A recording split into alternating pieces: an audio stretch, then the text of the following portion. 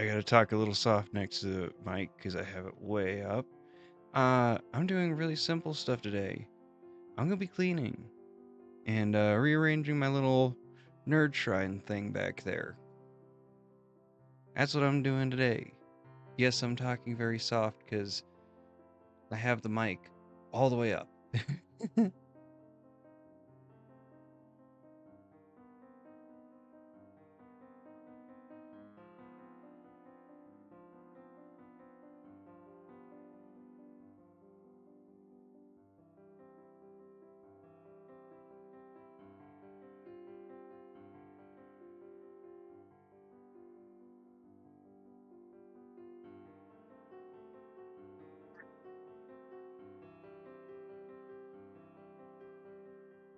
Oh shoot, no, I can't see that at all. There we go. Yeah. I have unfortunately let this get a little out of hand, so it's time to clean it up. And I've got a lot more stuff now that I want to put up too. Oh, shit. I was supposed to take a photo of that first because, content creation. Better angle at all that I can get on this. There, now at least I don't have to crouch down for it to work.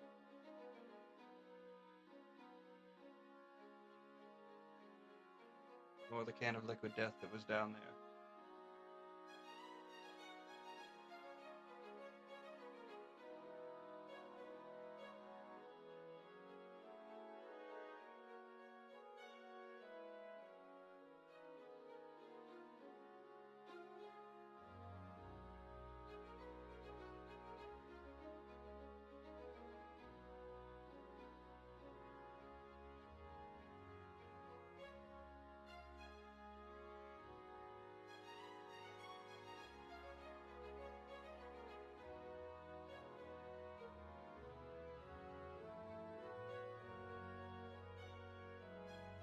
Uh, this guy is a Kodama from like Princess Mononoke that I made.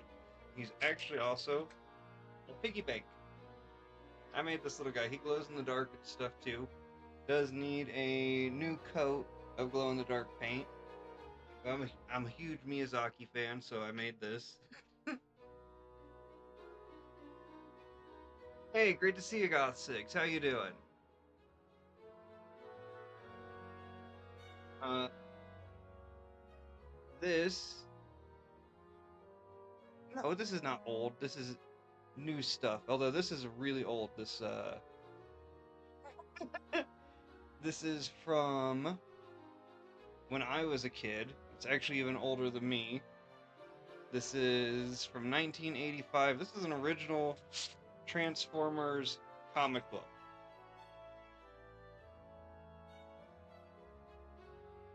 I don't know if you're a fan of Miyazaki and Studio Ghibli, but this is a Kodama spirit that I made. He's also a piggy bank, so he makes the type sound. I'm rearranging this and putting in something way bigger.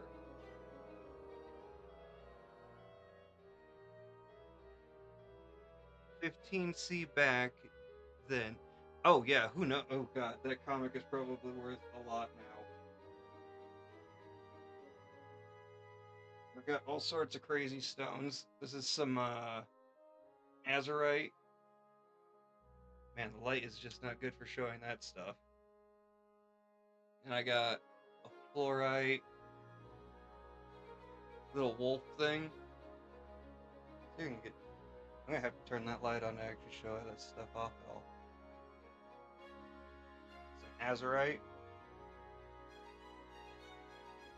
Some azurite malachite.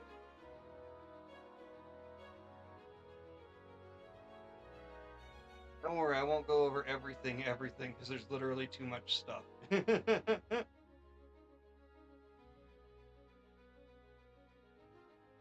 And of course, I got magnifying glasses for looking at my different stones.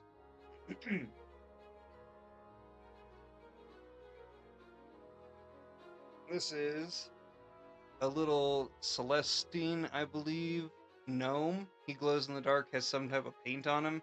He's really cool. I wish he didn't lose a hand.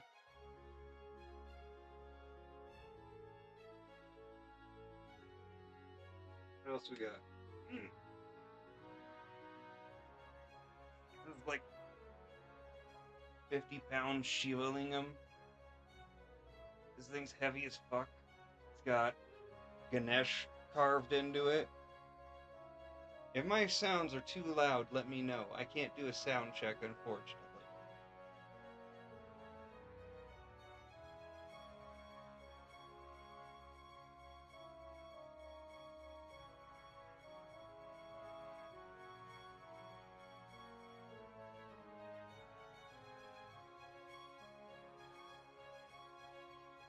This is my favorite tiger's eye. If I can get it to focus correctly.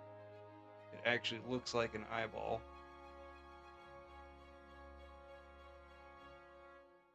Hey, thank you for joining Scorpion Defender. I actually might have to turn it all the way up for that. Yeah, see? This tiger's eye actually looks like an eye.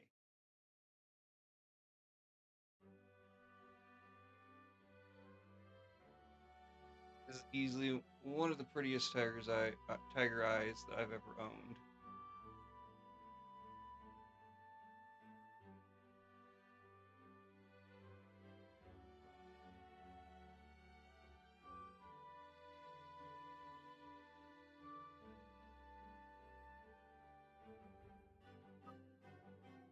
This is white moldavite.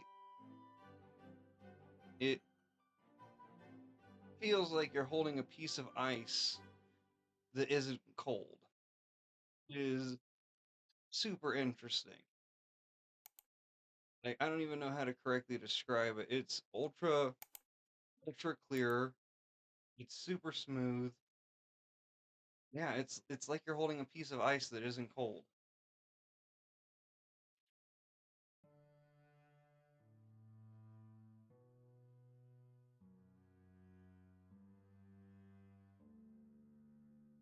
I'm just grabbing all my Kadamas at once because I've got a bunch of them.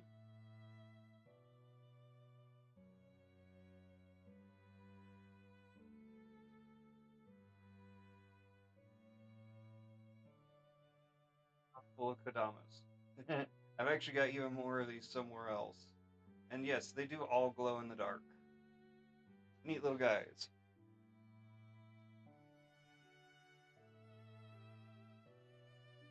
I will be rebuilding my Kodama village on the larger thing that I've got.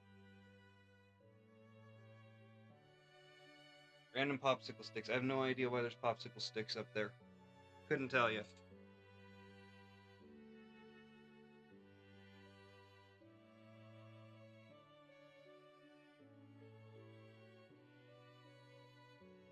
These are holders that I made for some of the stones that I have.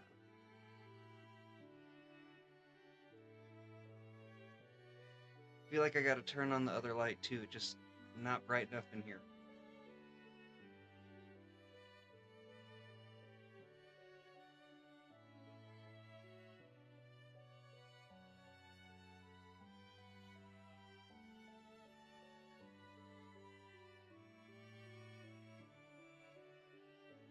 One moment. They're on. They're as bright as they go. As bright as they go.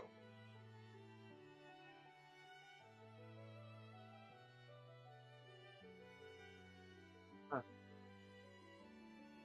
I mean, that should help somewhat. It does help a little bit. Now you guys can at least see my face if I'm facing the camera. Because the only other light I got is a super bright one.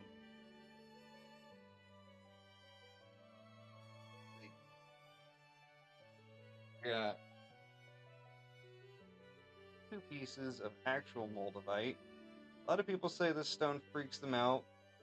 Hey, thanks for joining Joey Hurley.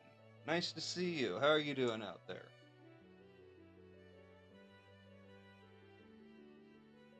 I am doing a rearranging night tonight. Good to see you.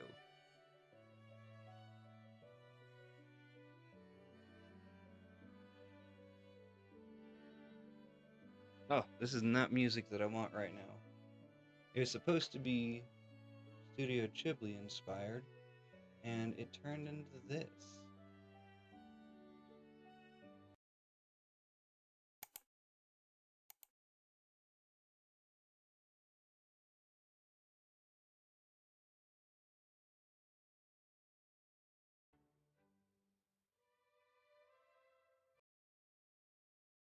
Mm.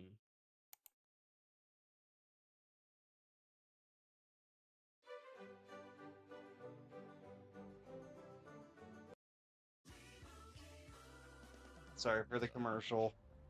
I just mute it for half a second. That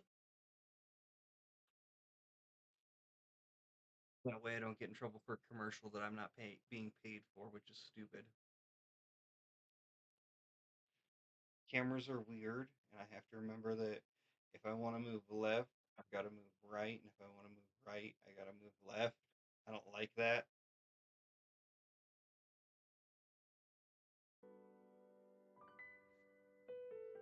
There we go.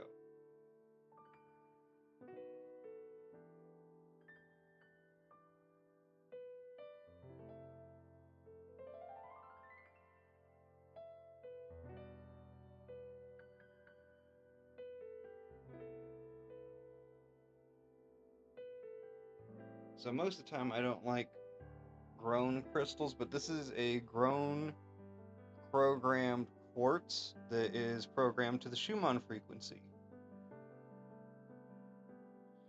As you can see, it is very interesting the way the light works with it. Thank you for joining. Fill you in? Fill you in? Fill you in? Hey, thanks for joining Angel Dead. You might like this if you're still around. This is gold obsidian. Golden obsidian is kind of rare. This is actually from South America and is a remake of a ceremonial dagger. See if we can get some of that gold flex in. A little bit. It's hard to see it. You gotta look at it from the right angle, but this does shine black and gold. Not a real knife. It's not sharp.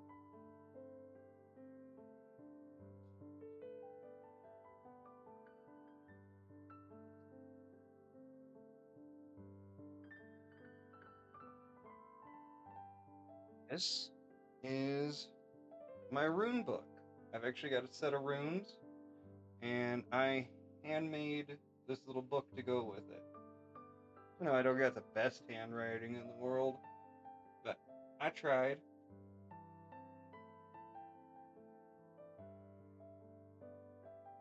Hey, honey, good to see you.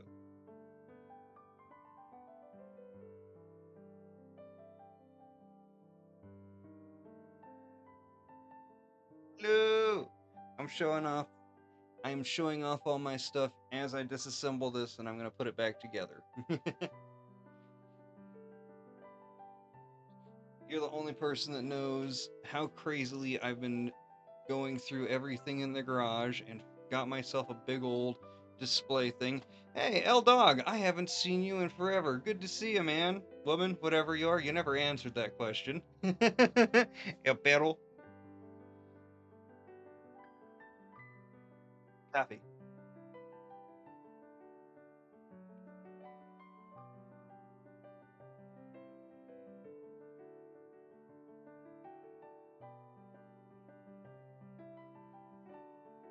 This is my wand. My wife has a wand that's a little bit more fancy, but this one's mine. Summon some people here. Come, come, come.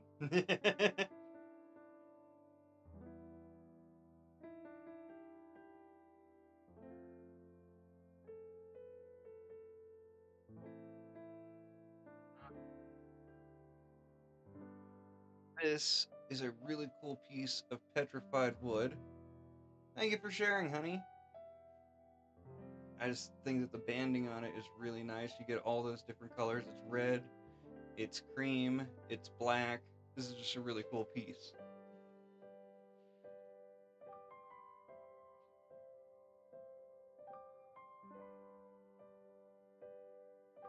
A couple fossils my wife got me. I love them. They're really nice. I keep them safe.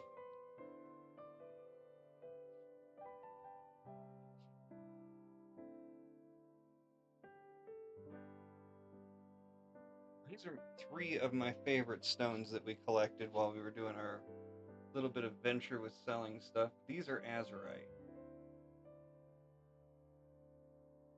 Yeah, there we go.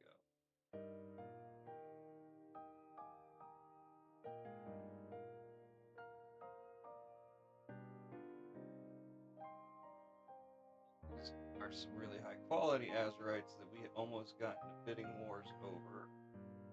They're very difficult to get.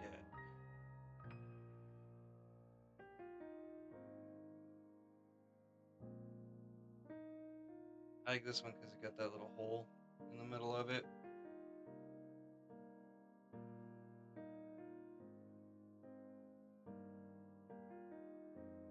So beautifully blue.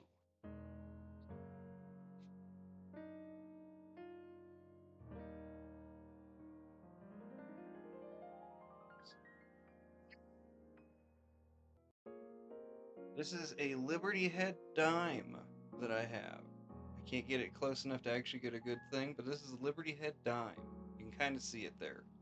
It's from 1901 and it's pure silver, and I wish it was in just a little bit better condition, but it is what it is.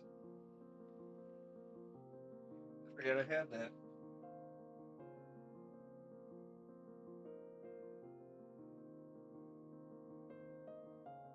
And here's a little mushroom village. Achieve what build? What are you asking, sir?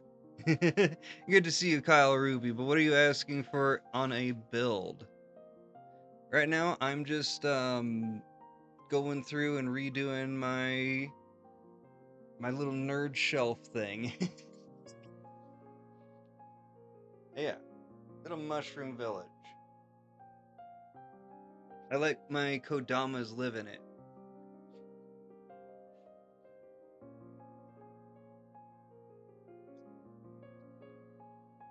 If you're a fan of Studio Ghibli, I've got a bunch of these. That shelf, uh, a long time of collecting. Little bits here and there. I don't actually remember where this one's from. I can't remember if this is from Mexico or from Greece. It's a bunch of different inlaid stones, some mother of pearl, some jade, a bunch of different things. It's really cool.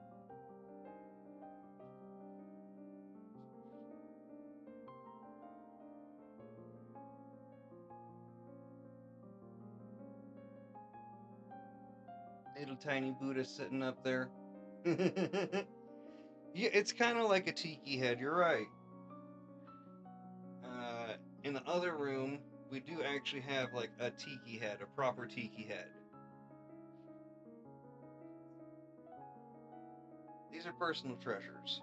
Uh, we got some fur from one of my cats that passed, and like some trinkets from my little girls as they've grown up, and that's all I'm going to say about this little box.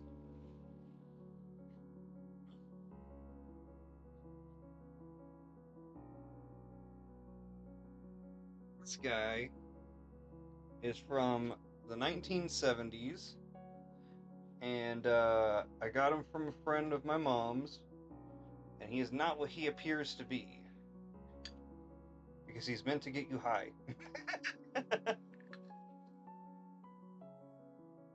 Thank you for the light. Yeah, I take really good care of this guy. It took me forever to find a bowl that would even fit in there. No, I don't use him. I don't use this at all. It is in really good condition. I don't think I could ever find one like this again if I tried. He was a once in a lifetime type deal. And my mom's friend was just like, I don't smoke anymore. You want it? And I was like, sure, I still smoke a little, but now I don't even do that. He's just really cool. I don't know what this guy's supposed to be. This little monkey, chipmunk, whatever. Man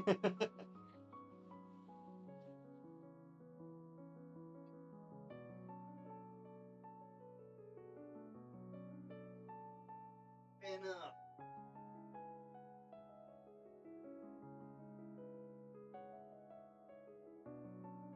Okay.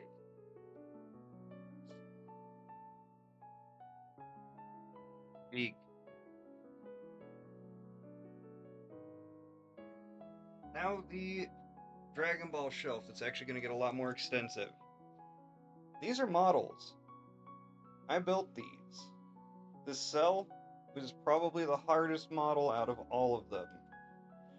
He took forever to put together. Have I ever experienced any paranormal stuff? Um, yeah. Thanks for joining Desmond Lands. I've experienced a bit of paranormal stuff in the past. Why do you ask? Because I've got a million crystals that are weird?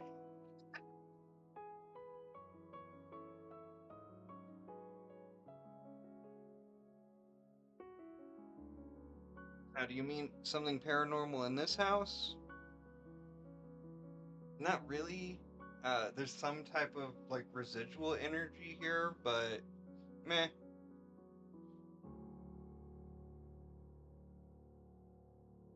Okay. I don't really talk about the stuff that I've experienced like that very often, but I can tell you. In my experience, the more that you talk about things, the more likely it is that it might happen. And I'm kind of out of the phase in my life where I want it to happen on a normal basis. I got kids and stuff now, so I will be smart about what I talk about. Uh, when I was a kid, there was this brick house that we drive past every day. Well, not even brick, it was like a stonework house that we drive past every day on my way to school, like in the bus. And I always saw a guy out front waving at me as we drove by. Mind you, nobody had lived in that house for decades. It was condemned. It had been condemned for a long time. I mentioned it to my dad, and he told me that the person that I described seeing out there, kind of tall, like probably 5'9", 5'10", slim build, long hair, scruffy face, that was his brother that had died pretty much at that house. And I experienced seeing him there all the way up until they tore that place down. I never stopped there, mind you, but I would see him standing next to that building on a very normal basis. Uh, this is an old school toy, a Angel Goku from the Great Saiyaman Saga. And, that was probably one of my very first interactions with any type of spirit type stuff. And that's when I was, like 6 years old all the way through, I think 10 or 12 before they finally tore that building down.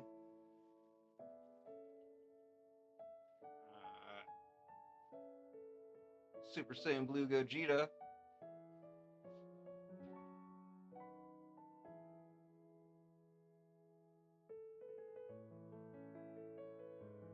Uh,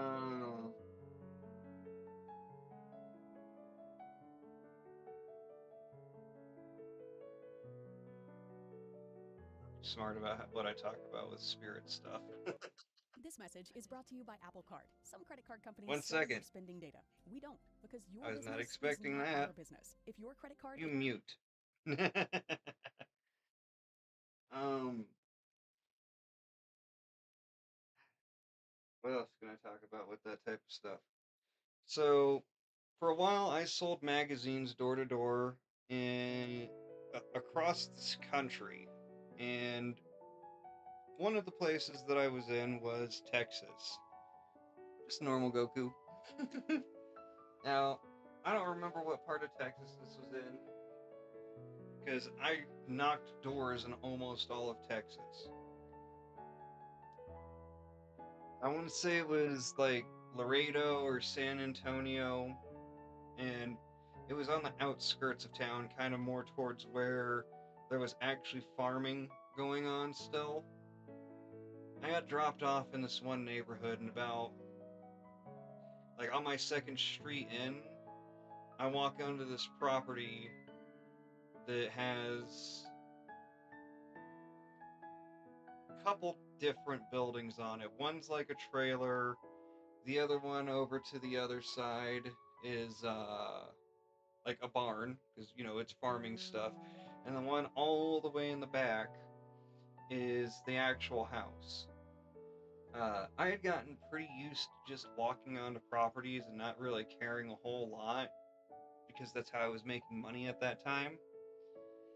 And as I'm walking onto this property, I get like a really, really unsettled feeling, like being watched times 1,000, and I didn't like it at all. Uh, I almost just turned around and walked off the property at this place in Texas, but I decided not to. And as I'm coming up to, ooh, it still gives me tingles.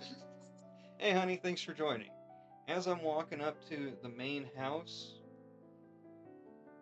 this giant face, and when I say giant, I mean like the face was bigger than my torso, slams into the window and makes the perfect type of face in the curtain.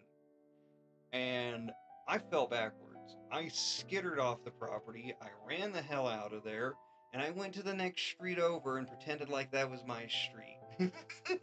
Nobody else was knocking that street, but I was like, I'm done on that one. I'm gone. I'm not messing with that crap. I have literally no idea what type of entity was living in that house, but I know it didn't want me on that property.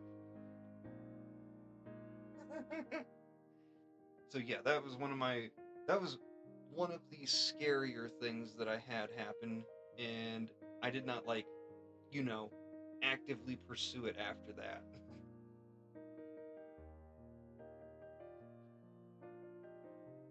Got a little glow in the dark Grogu. I can't remember what these guys are made out of. These little glow in the dark ones that I had. Uh, I live in Arizona, which is like Skinwalker Central, and I have had few different encounters with things that I would consider to be along that line. No, you can say the word skinwalker. You don't have a problem with that.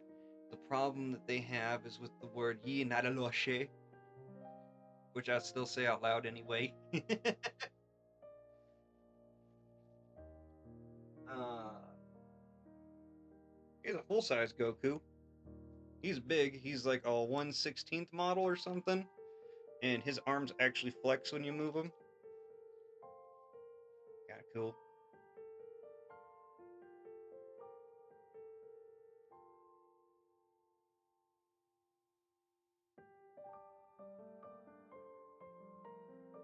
So, oh, it's night right now. I just don't give a fuck. uh, so most of the time when we've run into skinwalker type things, it's when we're actually like driving through an area, and you'll get a chill down your spine. You'll get the feeling that there's something else out there. And my wife and I have had a number of times where we've looked out the window and literally seen something running at pace with our car while we're doing like 85 down the freeway.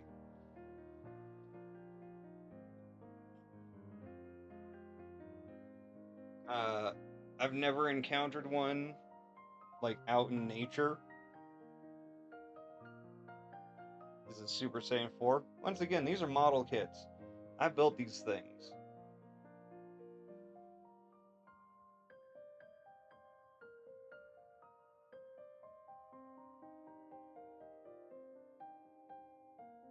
Uh, we had one time around South Mountain where there was a group of like shadow entities running around in the rocks, and my wife, I, and a whole bunch of friends we had just got the feeling of we needed to get out of there now. And there's only been a handful of times that I've really encountered snakes. Like, the whole time I've ever lived in Arizona, and I do a lot of outdoors activities. I used to a little bit more. Uh, we ran into like 15 snakes on the way out of the park that day. That was a freaky one. We don't usually ever run into stuff like that. At least not on that level. That was crazy. So yeah, something didn't want us there and was telling us, get the F out or we're going to mess you up.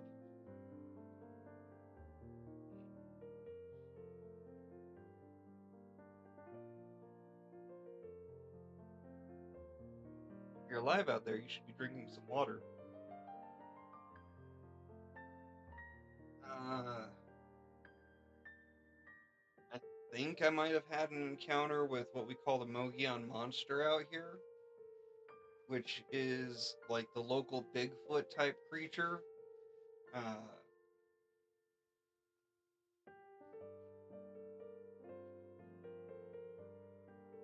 it's again, model kit, Super Saiyan 4 Vegeta. I think this is the one I didn't get to build. My wife accidentally bought this one pre-built.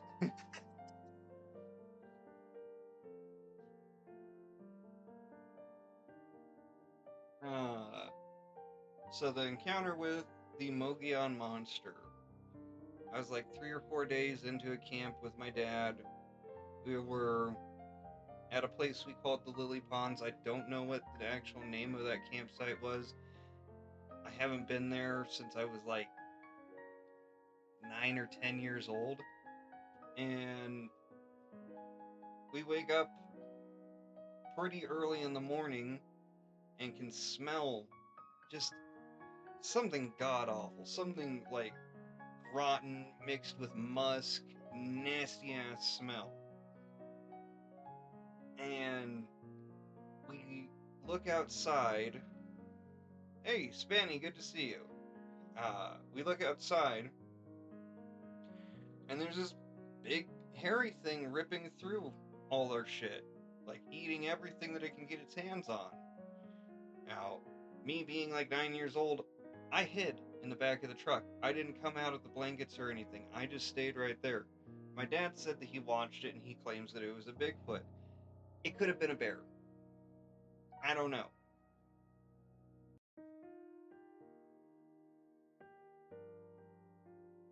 Either way, it not much. I'm rearranging my nerd shelf and telling spooky stories apparently.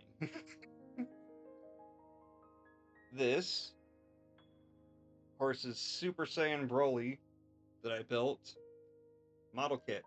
A lot of fun with this one. He's got some really detailed muscles.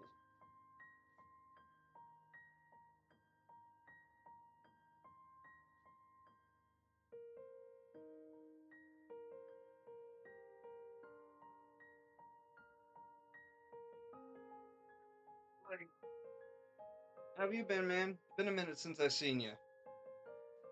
I know that's also because like we don't live on the same side of the state anymore, but how you been?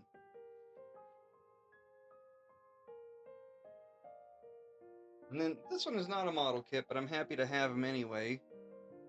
It's just a Super Saiyan God Goku.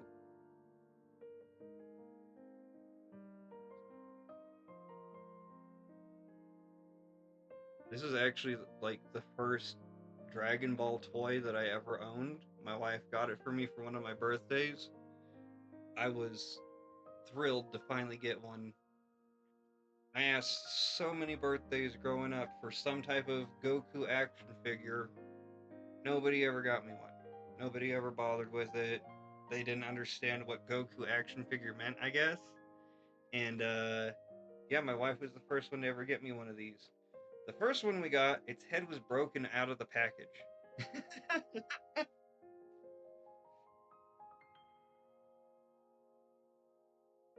Like, I know you're supposed to be able to switch their heads out.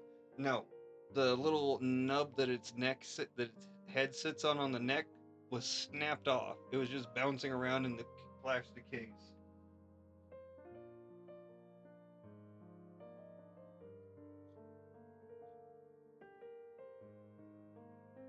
Okay, now into the little bit more interesting things that I have.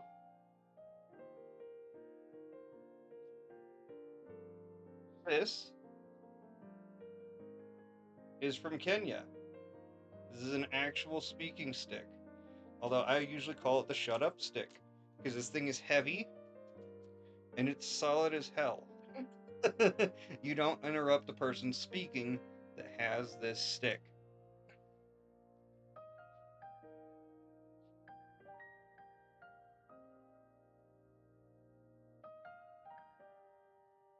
This is a jaguar from South America.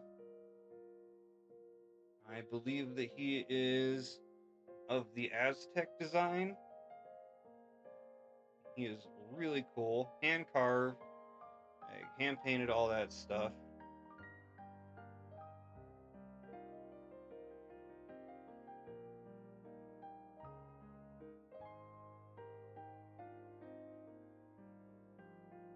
I think. What other stories can I tell?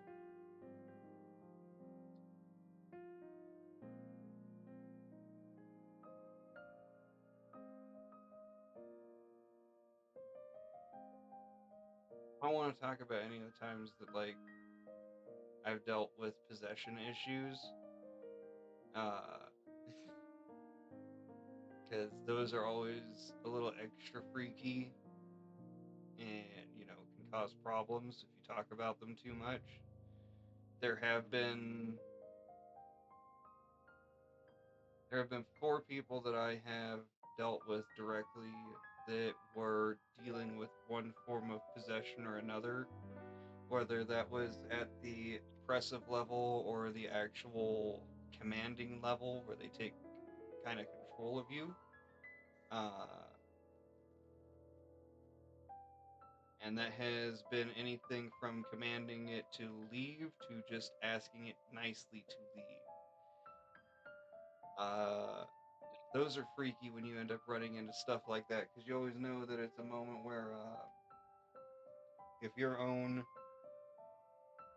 internal fortitude were to slip, you'd be in just as much trouble as they are.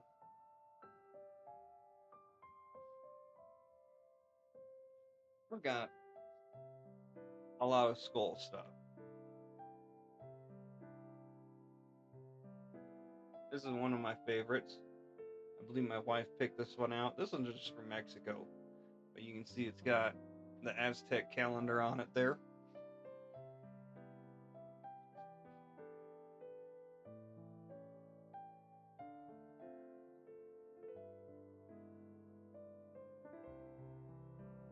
This one is an absolutely beautiful fluorite skull. Shop your new mattress your Oh way my at gosh. Ashley. Browse our wide I selection don't care online about from the Ashley. comfort of your home.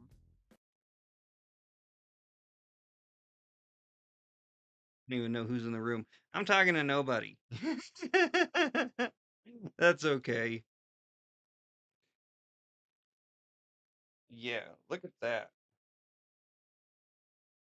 Fluorite skull. Hey, Goth Sigs, welcome back. I've been talking about spooky shit.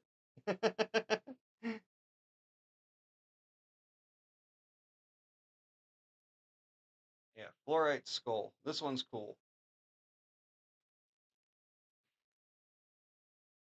Someone asked me to talk about all my paranormal activities, and I didn't realize they had left. You're a spooky shit?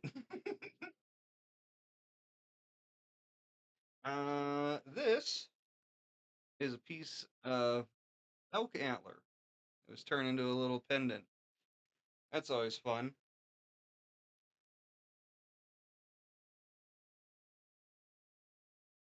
And I can unmute that.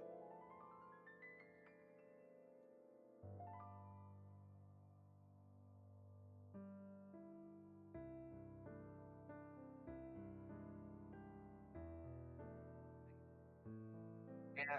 Talked about the spirit of my uncle that I used to run into. I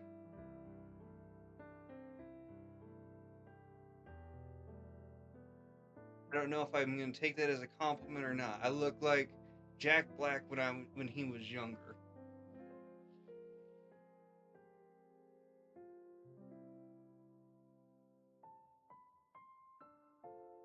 This is an ebony edifice of Chief Pakal of the Incan people. He was a medicine man and god king, and he's the one that they say walked through the spirit door down in Peru and just, vanished into the ethers forever.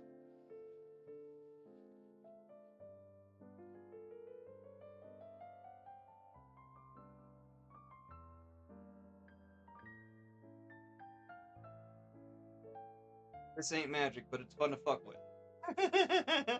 Hey, thanks for sharing, man. Outlook look good for you.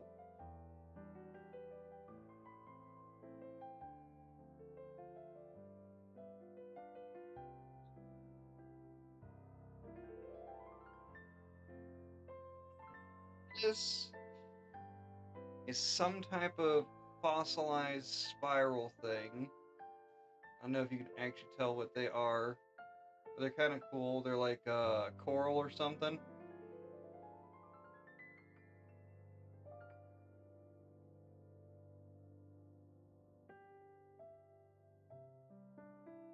A couple little cute things my daughter made for me underneath here. I gotta put them back together a little bit.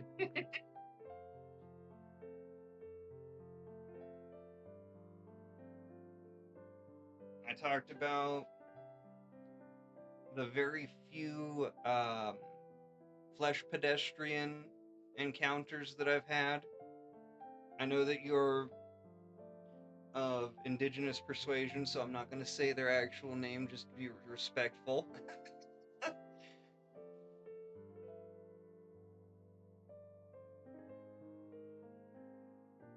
This, right here, this little thing, this is a dolphin's rib that I found on the beach. I know it's a dolphin's rib because I pulled it off the carcass. And I do believe that this holds some level of magic to it. Thank you for joining Fishy Boy 76. And if I ever get to go back down to Mexico, I know where the skull is too. Don't worry, I didn't get rid of the dolphin. That wasn't me that did that. That was a red tide.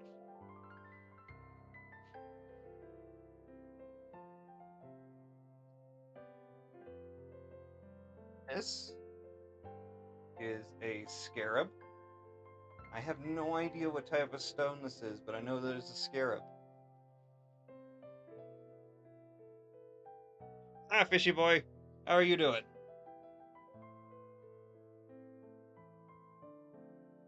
I'm just trying to make room for all the new nerd shit that I have, so I'm bringing in a bigger shelf.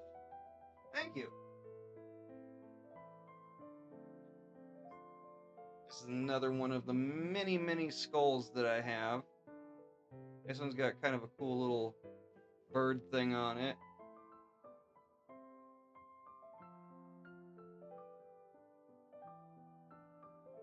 More things, yeah, Pete. Yes, I've got tons of things. I want to make a whole Star Wars shelf on the top, and the only way I can figure out how to put some of the big things I got for that is to use a different shelf that I have, because I want to put this guy right on the top. This is from the 70s or the 80s. I'm not really sure. I'd have to look it up. It doesn't have like any special branding on it. I know that it was my brother's at one time, and it has all of his Star Wars toys. Well, the bits and pieces that he didn't lose or accidentally break. And it's got some of mine in it too.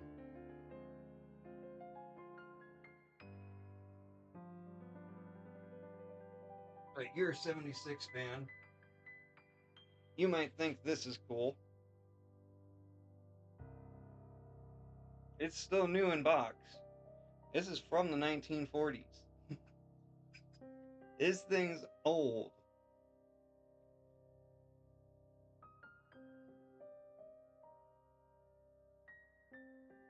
My mom got this from Greece for me from some type of specialty consignment shop.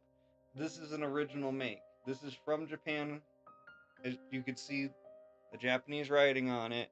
This is old.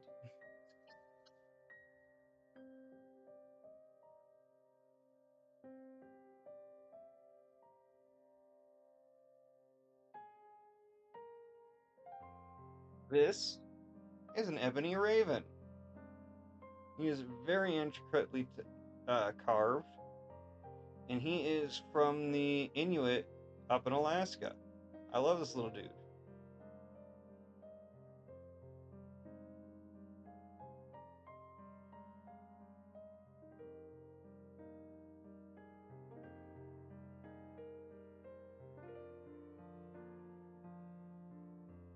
This one's a plastic skull. It means nothing. You know.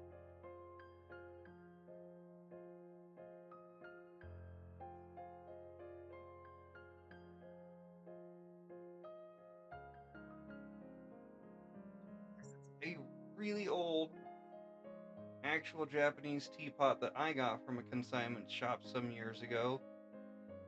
And I'll never use it for actually drinking tea, but it is really nice looking.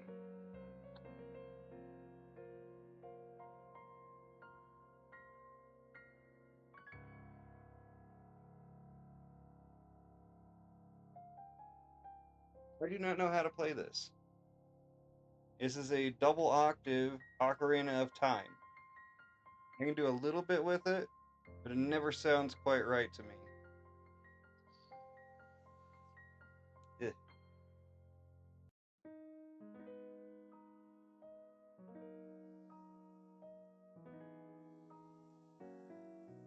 Yeah, it just doesn't. This one's weird. Like it's not professionally made. It's some type of knockoff from Temu, but it looks really nice. It looks cool.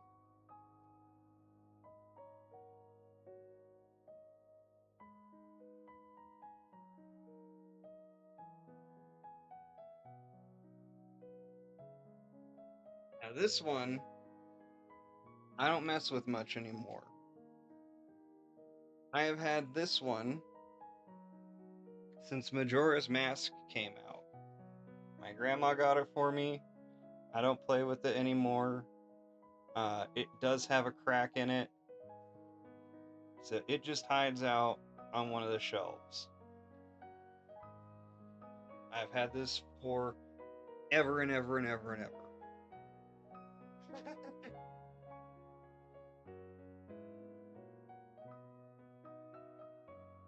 Thank you for joining, Mono. No, no. Mono, leave the chat. No! Ah! Oh. And this is a skull that I've got to paint up. It's just like Where's the time to paint something like this? He's huge. It'll take me at least most of a month. Maybe I'll do that for Halloween content. I don't know. Or Dia de Muertos. I do need to set up an ofrenda anyway.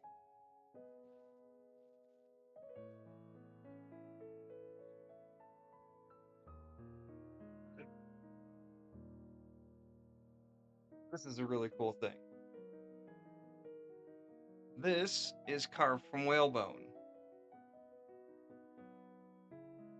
This little butterfly is carved from whalebone.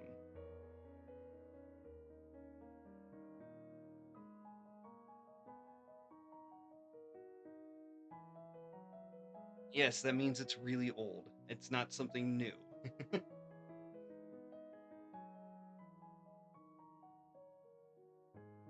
Oh, here's a painting my daughter made for me.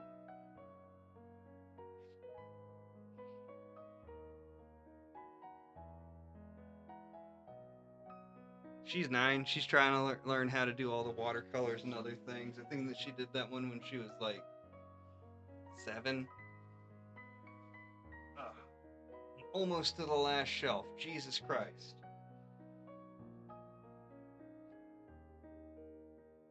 Yeah. This is a Native American flute. This thing sounds beautiful. This I can actually play a little bit. Just off of intention, really.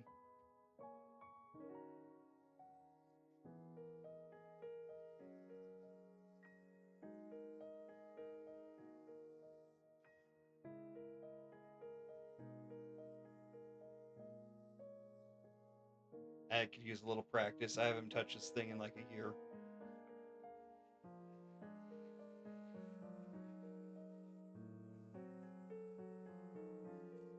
E, this is nice. I love this thing. When I am actually like able to focus, I can sound really good. I'm a little bit occupied cleaning and stuff, so it's just kind of like, hey, look at this.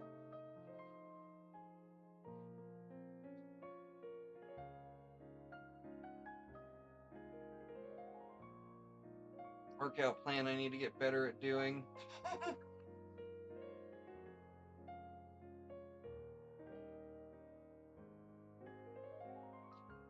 So there's so much going on this. I don't even know if you'll be able to tell exactly what it is. This is the Norse compass thing in an epoxy that I made. It's got all sorts of crystals and beads and all sorts of stuff inside of it. And I will cast my runes on this. It looks so much cooler in the camera than it actually does in real life.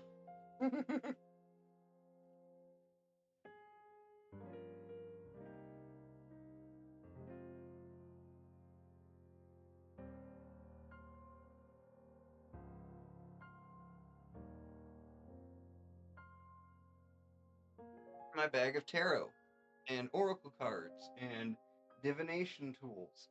And I'm not going through all of them right now.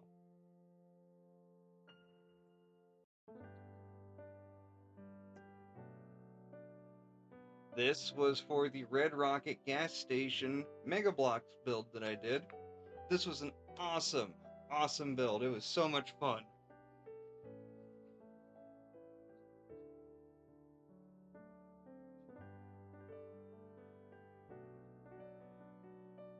Oh, dude, I forgot that I have this book. If you haven't ever heard of this, you need to go and read this. It's called Ring World. It is by Larry Niven. This this is the real foundation for the Halo series. This is a beyond awesome read. This will change the way you look at Halo and a lot of sci-fi in general. I have read the whole series of this. Go get yourself a copy.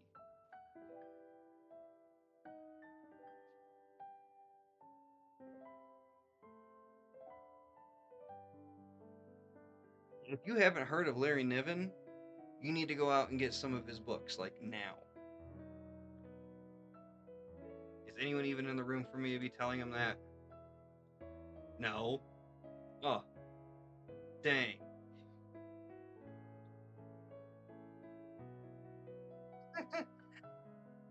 Miniature light bright. Thank you for joining Deadly Night.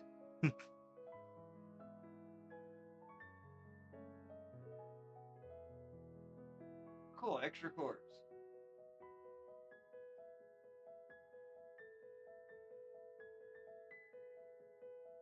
Ah, this is a divination wheel. I haven't used this stuff in a while. It can be spookily accurate to use one of these with a pendulum that you have actually synced with. Like, you might scare yourself.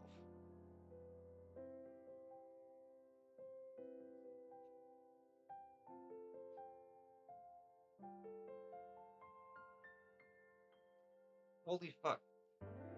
I have been looking for these. I actually need this right now.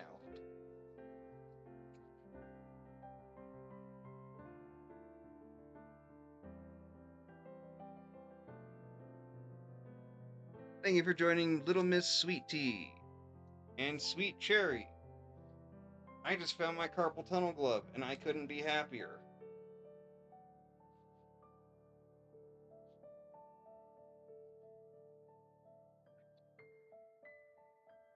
Oh, shit. I got the Dragon Balls. Who wants to make a wish? Man, those things light up on camera. Holy shit.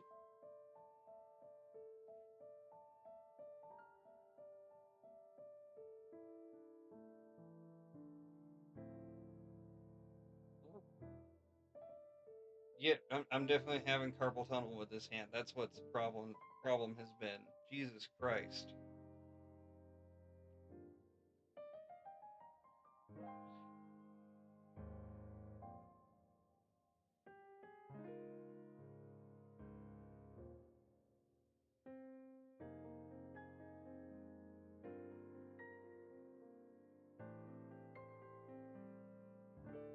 It's the board game series I doubt a lot of people have heard of, but it's really fun.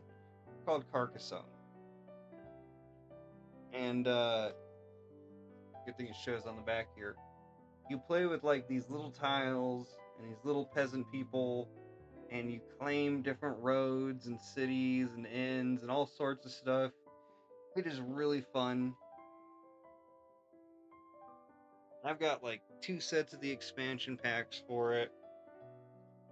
This one like introduces the churches and an extra river set and a bunch of other stuff. It's pretty fun. A game of it can take like 3 or 4 hours though.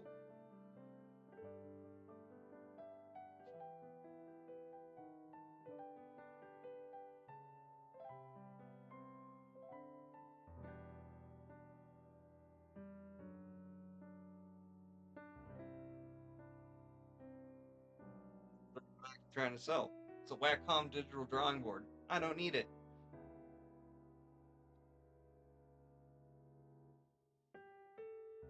My current computer's a touchscreen, so nah.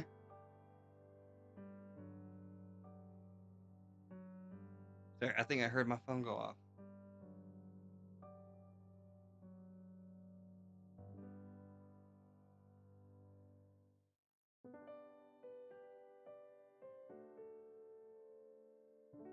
Totoro, Totoro, Totoro, Totoro.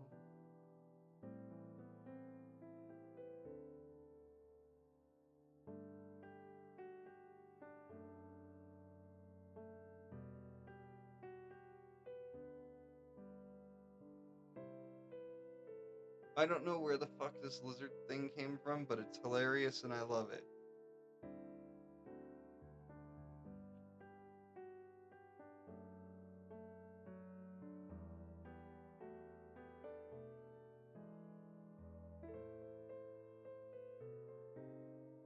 case for my big ocarina.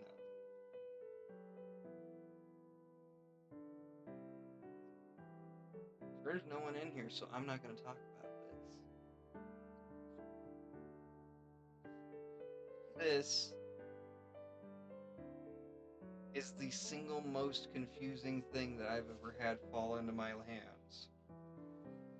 You know, I will talk about it. So in here is a map that literally fell out of the fucking sky. I don't have the original container that it was in. What it came in was a tube that was made out of incredibly thin wood that could open and close. I was riding my bicycle on the way to college, and that tube seemingly fell out of the sky with this in it.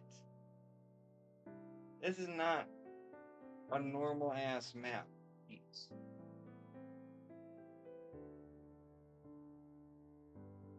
This is old. This was literally delicately pulled out of the binding of a sailor's chart. I don't know where this came from. I don't know why I have it.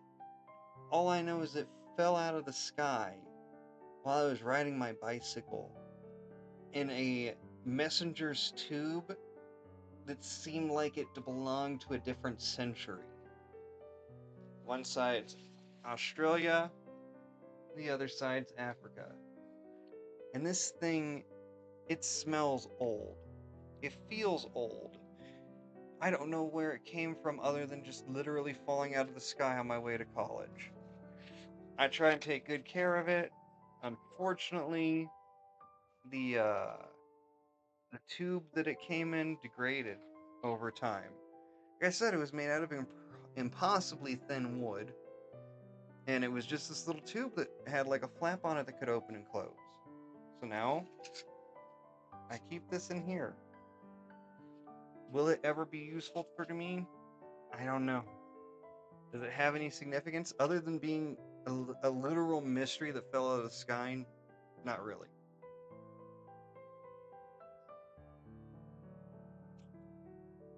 I wish it did. I wish it had some type of significance.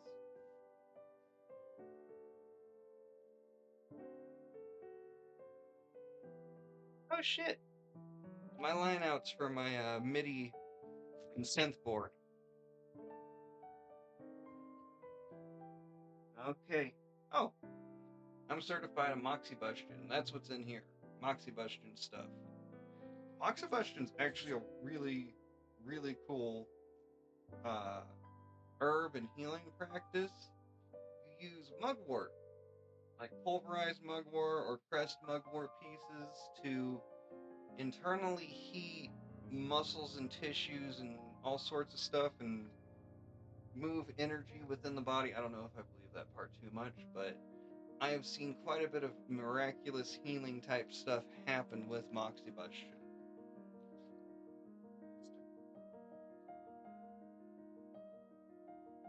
Oh, last thing on the shelf. So, I entered a costume contest without entering the costume contest. I think it was 12, 13 years old, somewhere around there. I believe that the Two Towers had just come out, and my mom and I heard about this art exhibit from Ted Nasmith, the guy who did the art for this and a lot of the art for Tolkien's later works. And I got dressed up as Samwise Gamgee, threw on a backpack with some frying pans and stuff in it, walked around this place barefoot all night. My feet were not happy. And they go to call the costume contest. Mind you, there were some really good professional level adult costumes there. and they say, "Well, first we want to announce the junior winners of the Hobbit costume contest. Would the young man dressed up as Samwise come up and claim your prize?" And I'm like, I didn't even enter. I didn't pay the fee. They wanted like $70 to enter the costume contest. They call me up and I win this. I know you can't see from where I'm standing, but this is actually signed to me. Uh, I've taken pretty dang good care of this. It says '04. Okay, 2004. I was close. uh, yeah, this is a this is a fucking hard board game. I don't enjoy playing it. I think I've maybe played it 4 or 5 times. I don't like it. uh, but I keep it in decent condition considering this is from '04. That's what, 21 years? Oh my god, that's 21 years ago. Feel old. Damn you.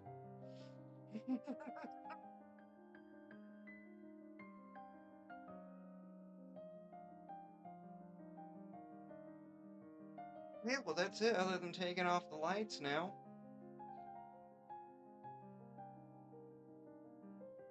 Papers underneath there, none of that matters. You guys aren't even going to be able to see it.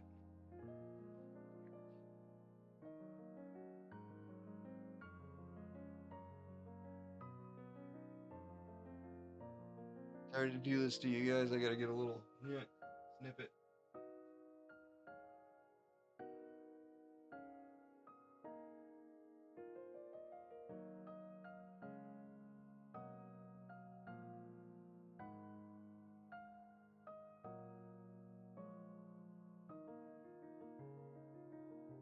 Where's the end of this?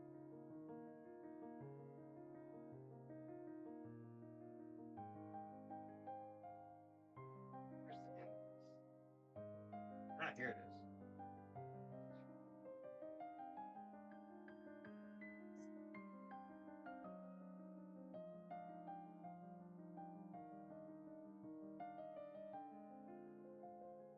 Don't push these guys out.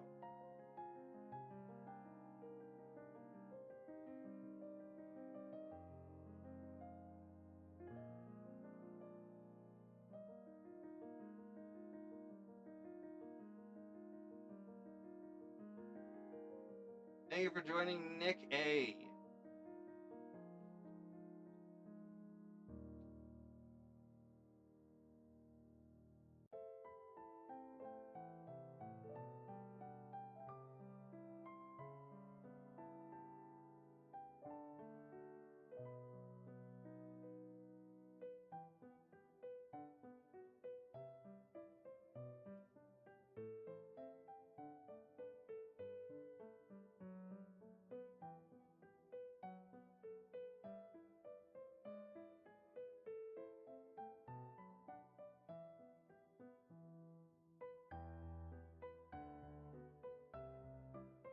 Mushrooms.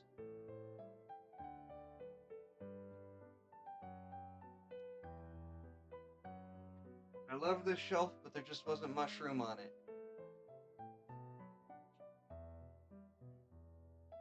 Oh my gosh. Oh,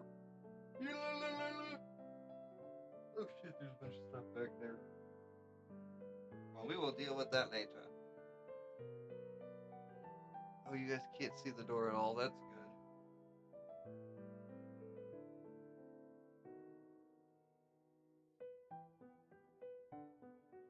I'll be stepping right back in here in a minute.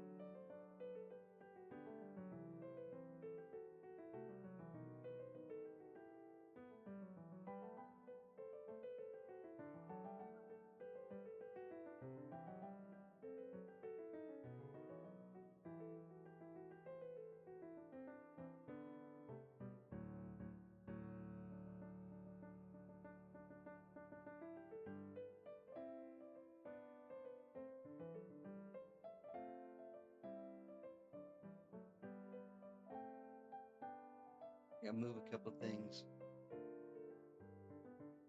There's really no one on. Eh.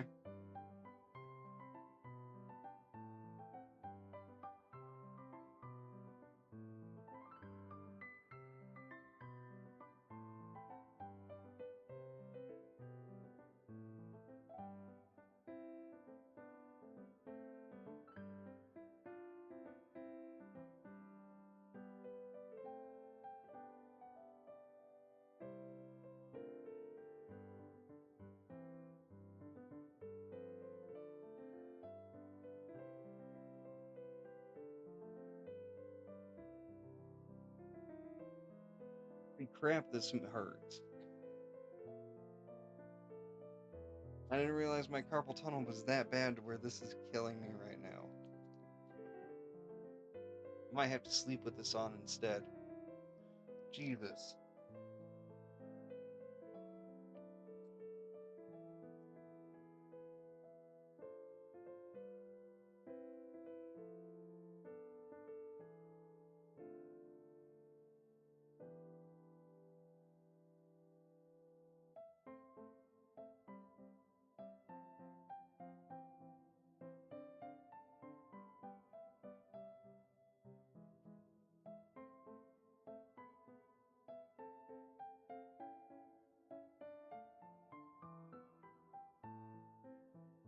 I'm really happy I found that glove. Holy fuck, that hurt.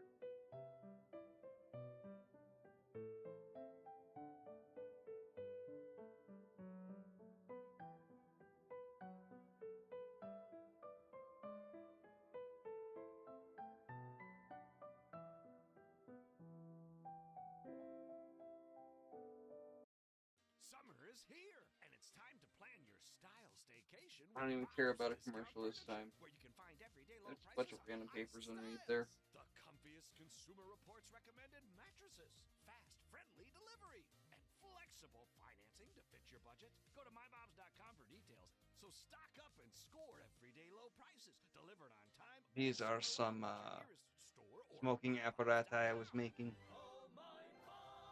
Bob's Discount Furniture.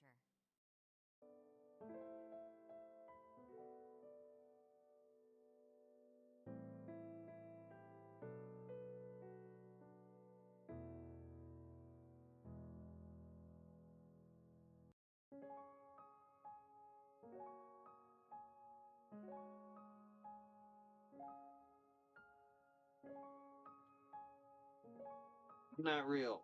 Fun though. Thank you for joining Mr. Dropping Atticus. A deuce? Dropping a deuce. Ew, dude. How are you doing tonight?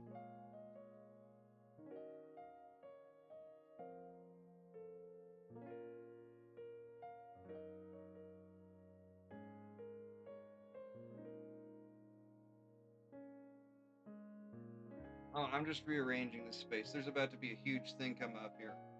Hey, Matt. Good to see you. How you doing? Just rearranging for all my nerd shit to go up somewhere else.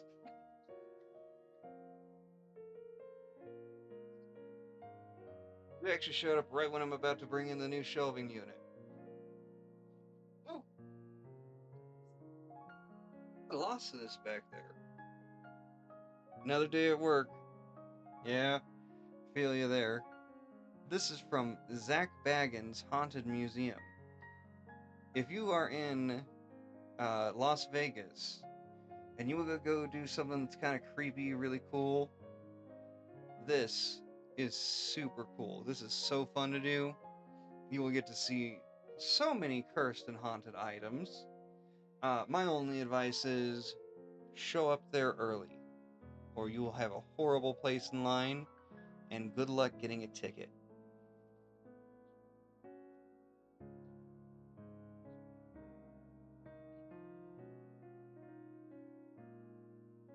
And then the last thing that was hidden down there is my little slugger.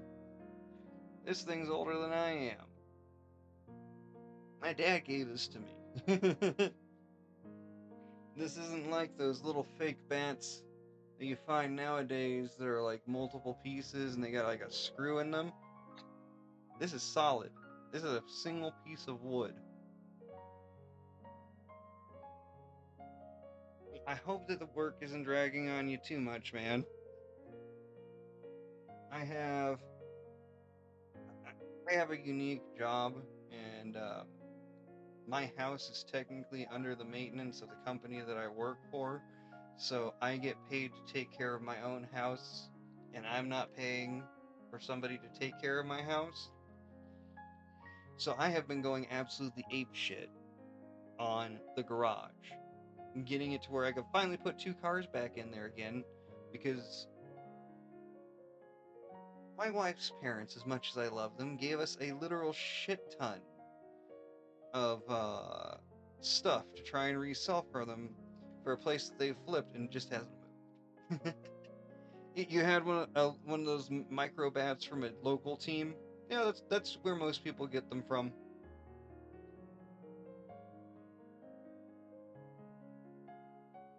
I'll be right back. I gotta bring the shelving unit in.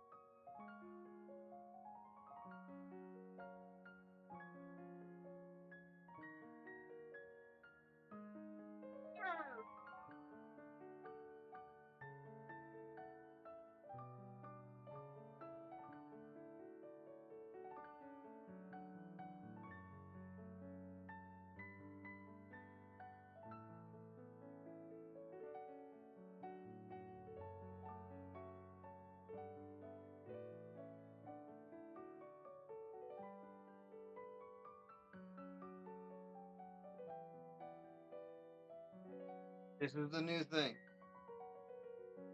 Thank you for joining Jolie Villamayor. Villamayor. I don't know how to say that name. Now, my only issue with this is that it unfortunately hides some of the beautiful wall art that I have behind it. But I can actually put some more shit on it, so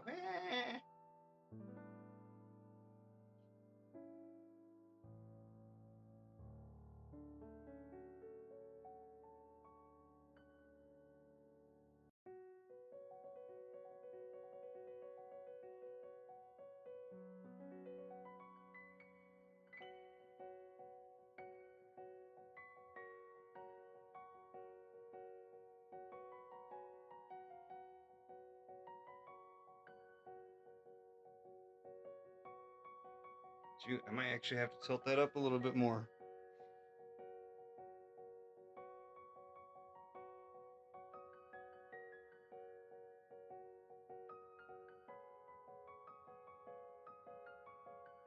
If you want to see some cool nerd shit go up, I'm going to be talking about everything as I put it up there. And there's going to be a lot. I feel like I got to change the camera just a little bit.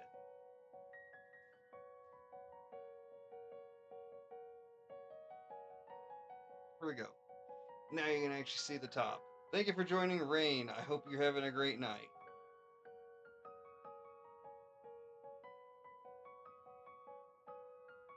You guys mind if I go and grab a dust rag real quick? I will be right back. I'll even click the be right back thing so you can see my oh, hey Hannah, thank you for joining. I need a dust rag. Can you bring me one? Oh, yeah, I cleared that off. I needed some more space to put stuff on. Hey Wendigo, good to see you, man. How you doing? Okay, you're laying down, that's fine. I will go and grab a dust rag and I will be right back in this room.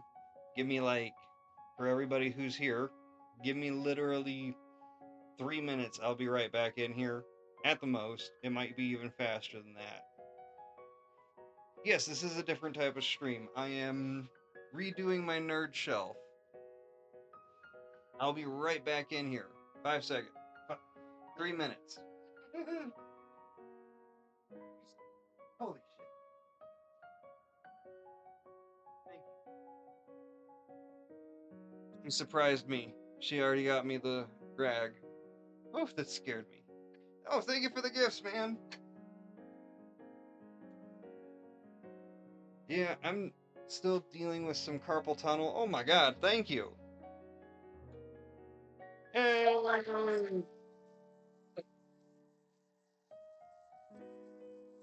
or when some of your fingers aren't working right. So I can't really do much gaming at the moment. I want to. About the most I've been doing is just logging in a game and letting it run so I get the daily points for score. Because, you know, free subscriptions to Xbox are free subscriptions to Xbox. That's $20 a month that I'm not paying when I get to do that.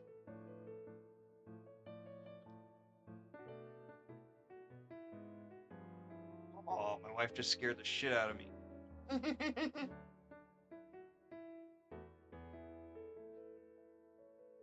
Anyone want to hear some more spooky stories from me as I put things away? I've had a lot of weird, crazy shit happen to me throughout my life.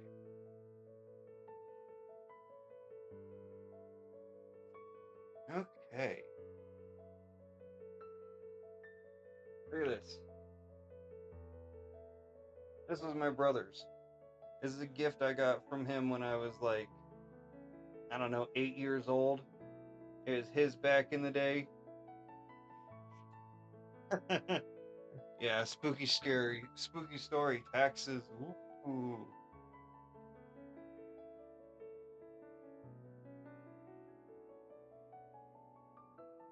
I'm not opening that right now. That's a huge mess.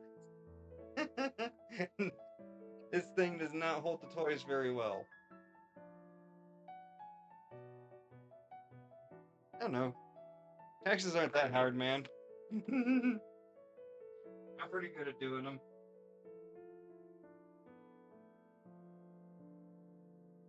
Oh, oh, is he gonna just barely fit? Hell yeah, Darth just barely fits up there. Jesus, that's close. That was literally, if he was any bigger, he wouldn't fit up there. Yes, TurboTaxes makes taxes pretty easy. I think the hardest time I've ever had with taxes was when my wife was doing a business, like full time, was doing really well. It was so hard to figure out all of our expenses and shit. Holy crap.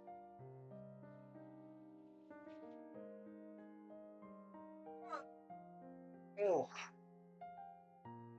this is holocrons. And this is what's inspiring me to do most of this rearranging and cleaning.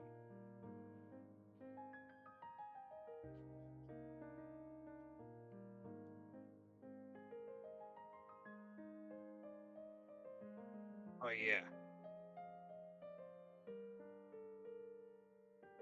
These things are fucking awesome. I will do more videos with them at a coming date.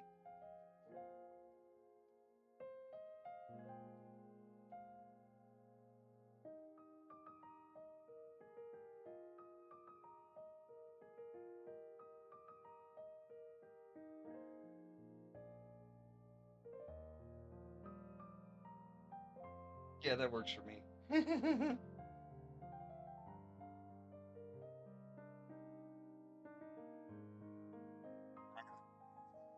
Grogu?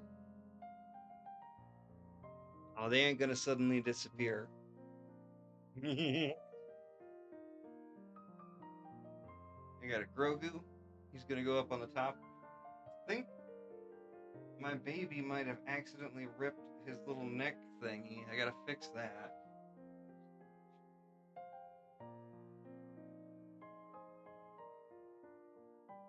Oh, it looks like I can set him in a way to where it doesn't matter.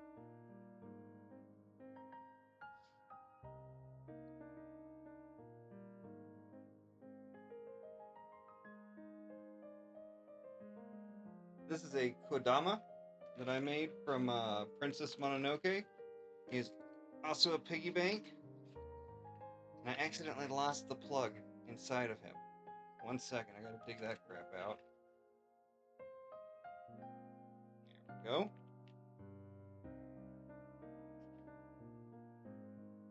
Yeah.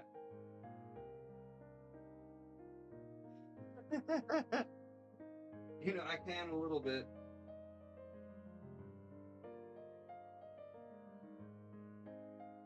There you go.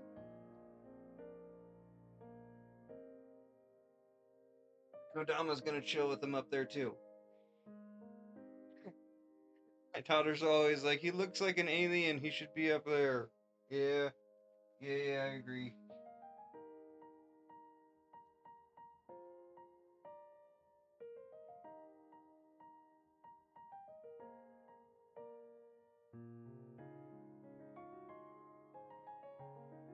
Guys from the 1970s, I bet you'll never guess what his secret is. Can you guess what he actually is? Here's a hint.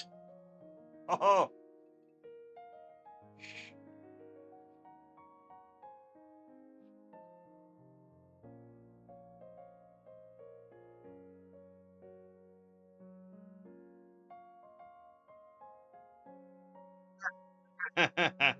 Tea.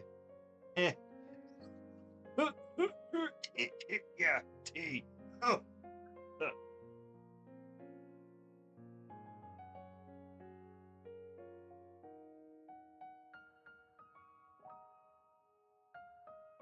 I mean, it's herbal.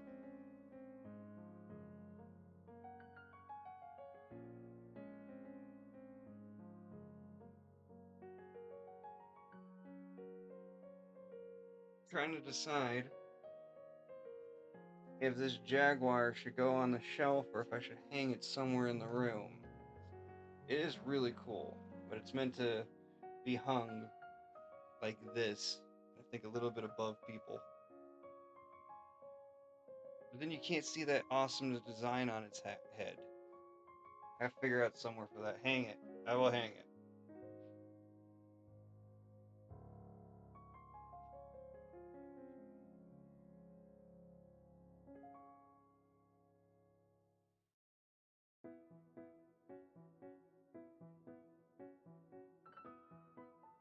I got so much stuff, it's hard to decide the next step of what to put. Um,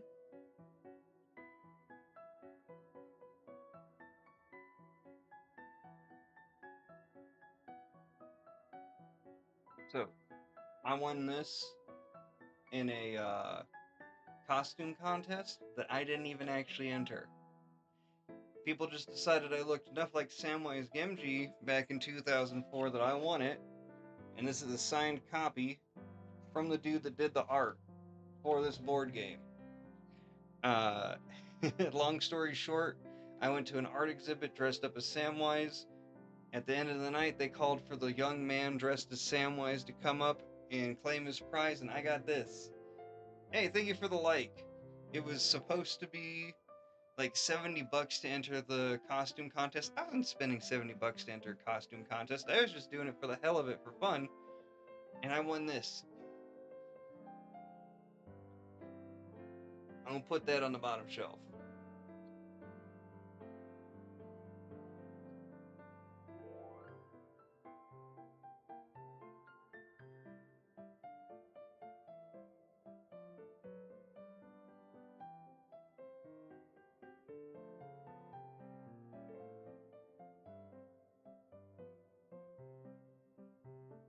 I guess I'm gonna. No, I can't put all my.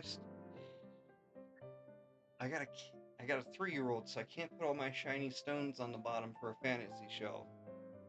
I also don't want to put stuff like this on a fantasy shelf because this is a model that I built. Not on the bottom shelf. I'm sorry, not on the fantasy shelf. On the bottom shelf. Jeez, this is fun to figure out, right?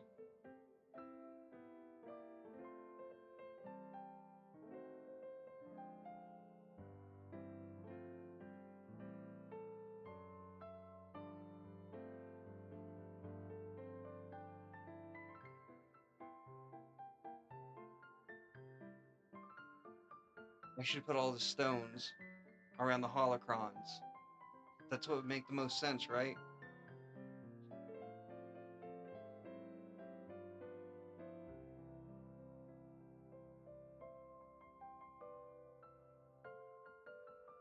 Oh boy, there's so many too. Like this fluorite skull. Look at this thing.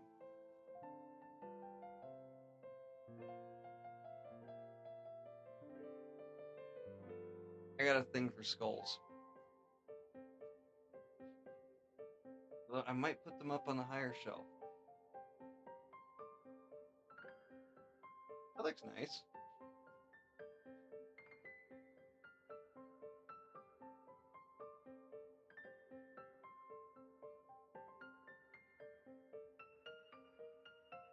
I got this one.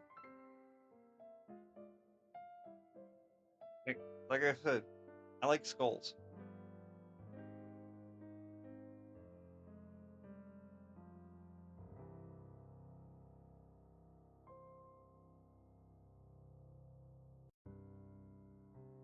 I got this skull.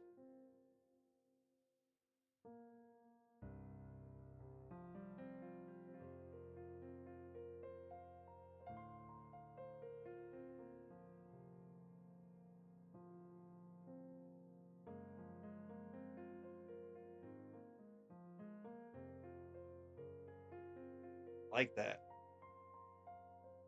That looks cool a bit in that too. I think I should move this one just over a tiny bit. Yeah.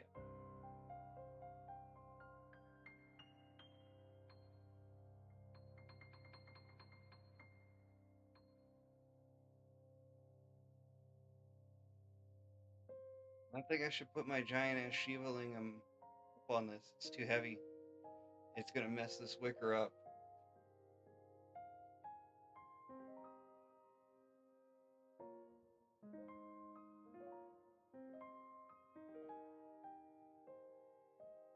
It's like a tiki mask thing. It's a bunch of different inlaid stone pieces. I think it looks really cool. Now, earlier, I couldn't remember if this was from Mexico, if it was from South America, or if it was from Africa, and I believe that this is from Mexico.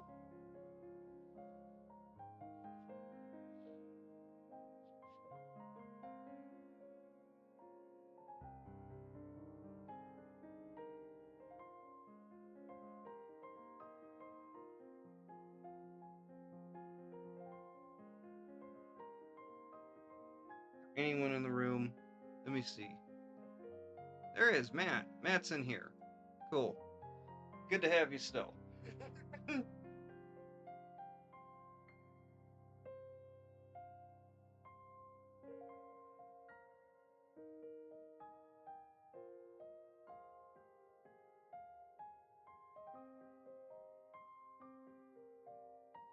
I think I'm gonna put the scarab that I have up on that top shelf also. See, it's a blue scarab.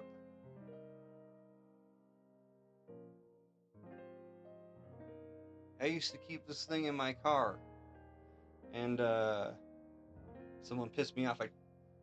No, I'm joking. I'd never do that. You know how pissed Raw would be at me?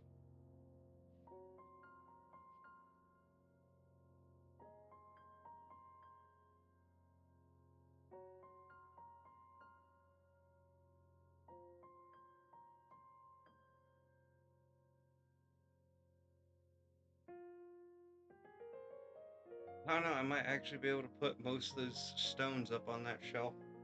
I'm just a little clever.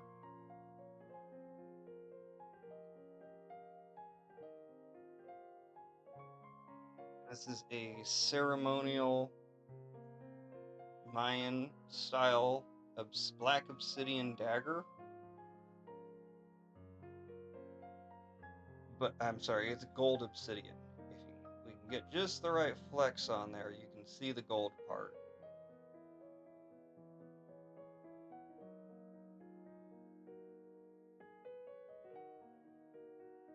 And this is just absolutely beautiful. It's one of my all-time favorite pieces that I have.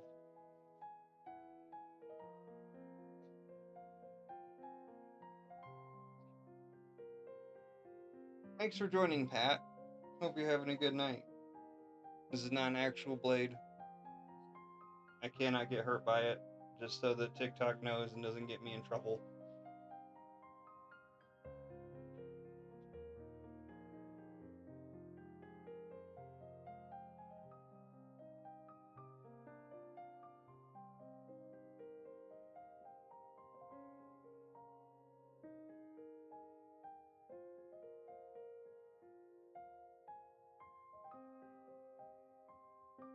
This is a piece of lab-grown quartz tuned to the 432 hertz frequency.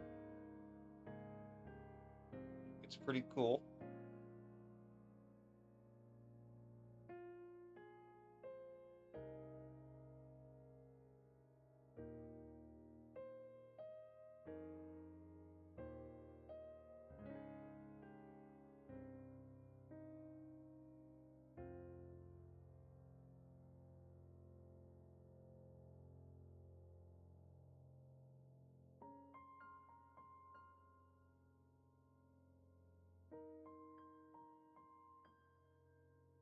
Yeah. I forgot my Dragon Ball VHS tapes downstairs. I meant to bring this up here. Should drink some water. If you're alive and you're out there and you're watching me, you should drink some water too.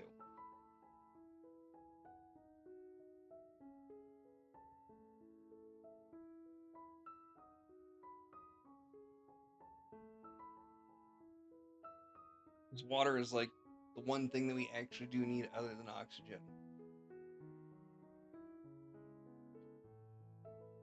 I can hear somebody out there being like, oh, what about food?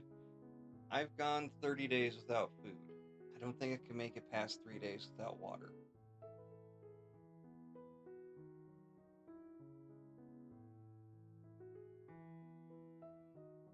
I know 30 days without food is not an easy goal. It was very hard.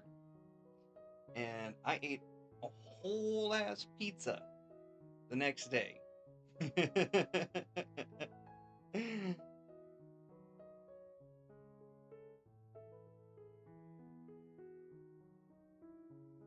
That was a cool thing. So I used to do cleanses and fasts and stuff for festivals, transformational festivals, and I had a journey that night, like the night that I got to the festival and stuff, and had been fasting for a whole ass month getting ready for it.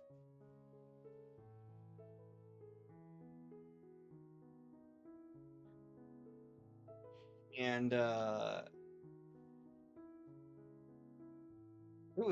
it was a crazy night. It was very fun. It's definitely one of the deepest journeys that I've ever had. And then the next day, because I used to get in for free by, volunteering and doing work and stuff. The next day, I'm at the parking area, directing traffic where they're going to go to park. And I turned to the guy and I'm like, man, I would fucking kill for a pizza right now. And he's like, yeah, but where are you going to get a pizza? We're out in the middle of the forest. How's that going to happen? Next car comes up and they have like 20 fucking Little Caesars pizzas in their car. And I'm like, you guys smell like pizza. And they're like, do you want one? You have no idea how happy I am to say this. Yes, I would love a pizza right now. And I ate that whole thing in about 15 minutes.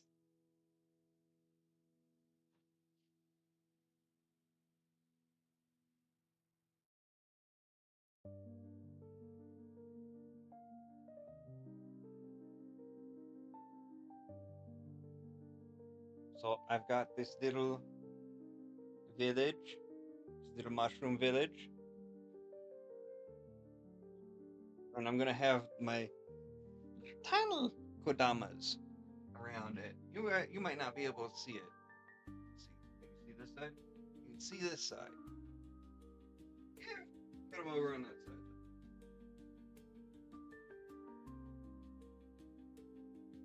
Put the big house there. Little one a bit further in. See if I can find a spot that will actually get held.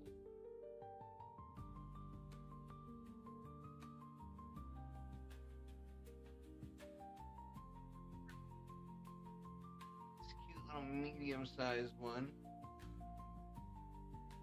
Stick way back there.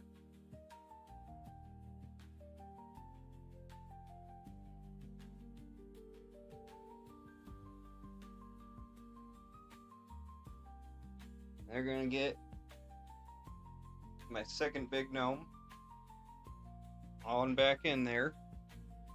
Is my chat box even worked at all? I don't think so. You know, I have no control over that stuff. It does whatever it wants.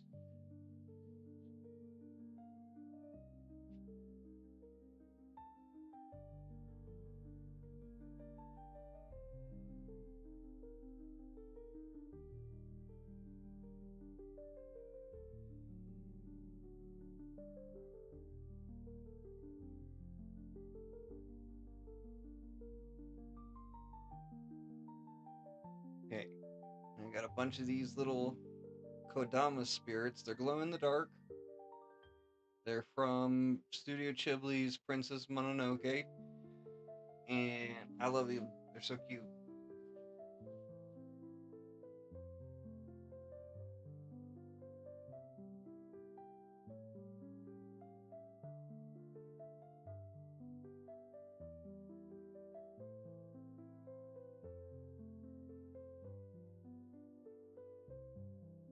Fun to get to stand here, sit here.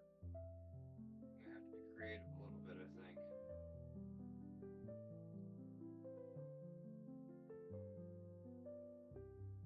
One of the nice things about the wicker pattern is that I can almost jam them in. Some of them, they got sticky stuff on their feet so they don't fall down.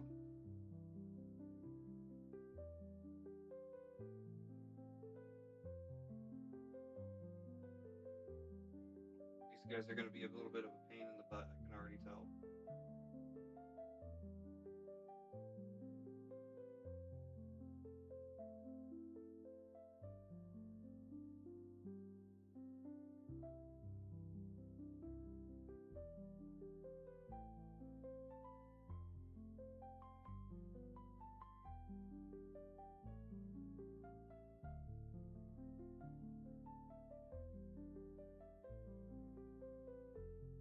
Some of them are sitting down really easy.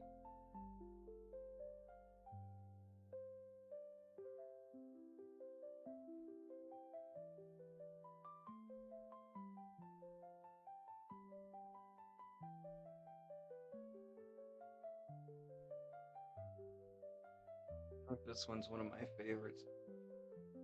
He's a cute little dude.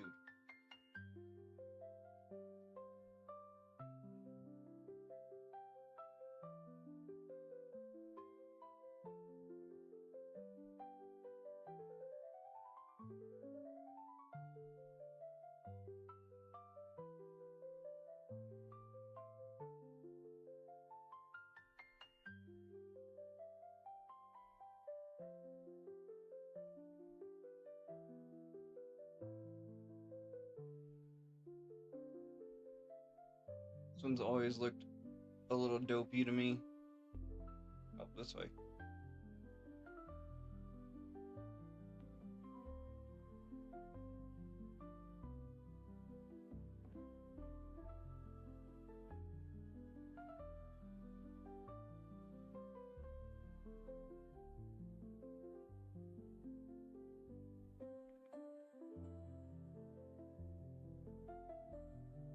This glow-in-the-dark Grogu. This guy's pretty cool. Hey, thanks for joining the monkey. I hope you're having a great night out there.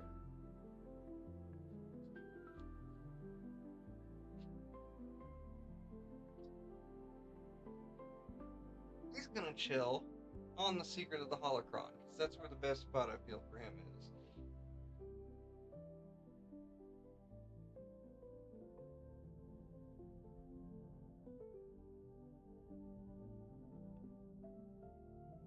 This is an ebony carving. This is Chief Pakal of Incan legends. He was a shaman and a god king. Medicine man and god king. Sorry, medicine man, not shaman.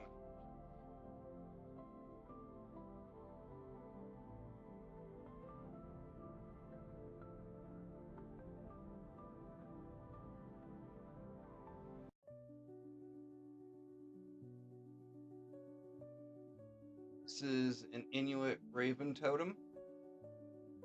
This is made from solid obsidian. He is very intricately cut. Carved, cut, whatever.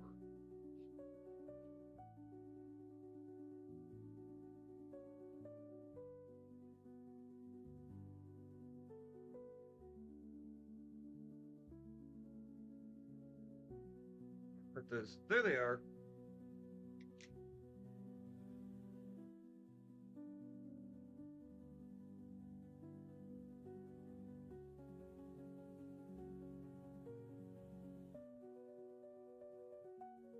This is my favorite piece of tiger's eye. It is absolutely beautiful. You can actually see like an eye pattern in it.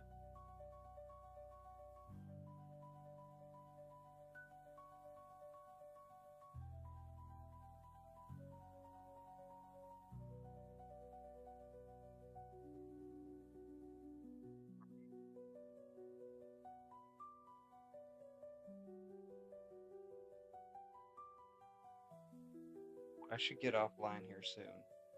I'll keep working on this tomorrow.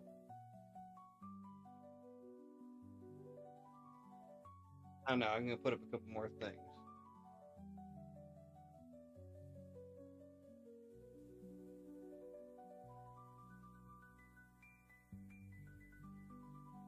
One side full of life, very chaotic. The other side, I know you guys can't see it. It's gonna be super balanced looking.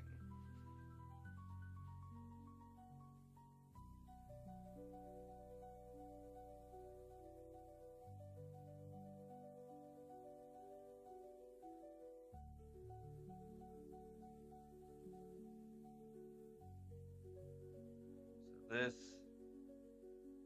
is some azurite.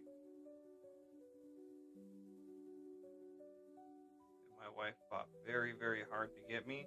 And of course, it doesn't want to come into camera because it can't come into view because it's a spiritual stone. Let's see.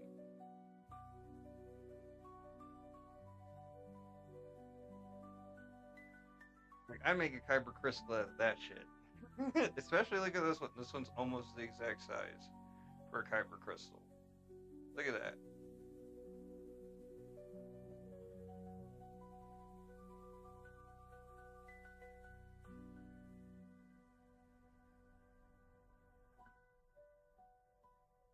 This one's beautiful too. And then a couple pieces. Moldavite. Moldavite's really cool shit. I love this. This is an Moldavite is not a stone. It is tektite. Tektites are formed from meteorites crashing into Earth.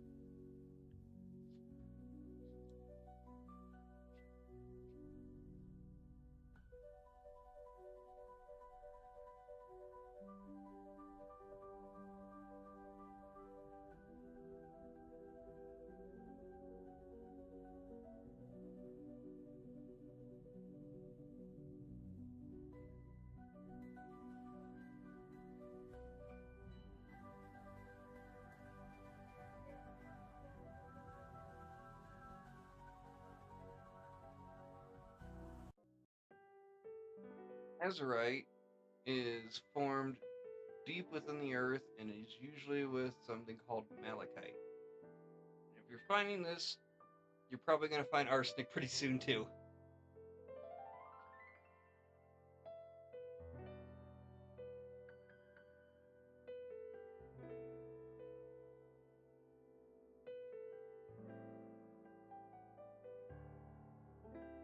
This is a fossilized coral spiral. And it's actually pretty dang cool.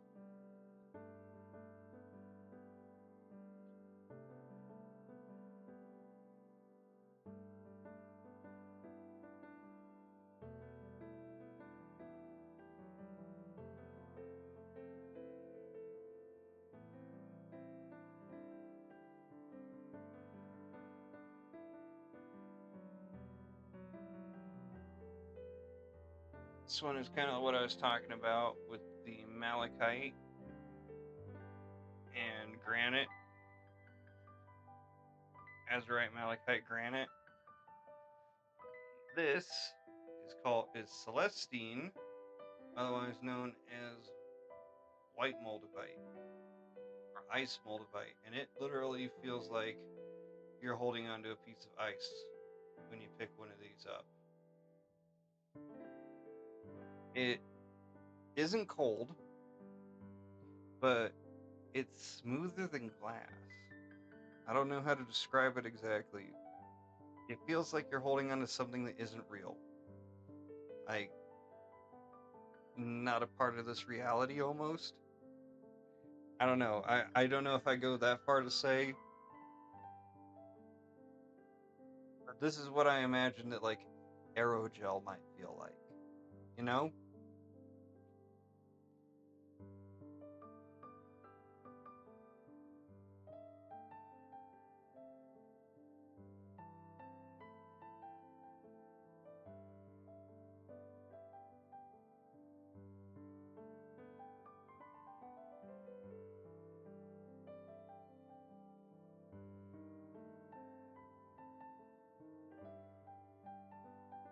These next two are two very different types of petrified wood. This is your standard petrified wood, and you can actually see the different layers. There's like bark, the inside, and then like the deep inner part of the wood. Hey, Stack, good to see you, man. How you doing? Hi. And then this is another piece. Over here. This is another piece of petrified wood, but it doesn't have all the beautiful stuff to it. About the most that you can see is some light striation marks on it. But this is a piece of petrified wood too, just different.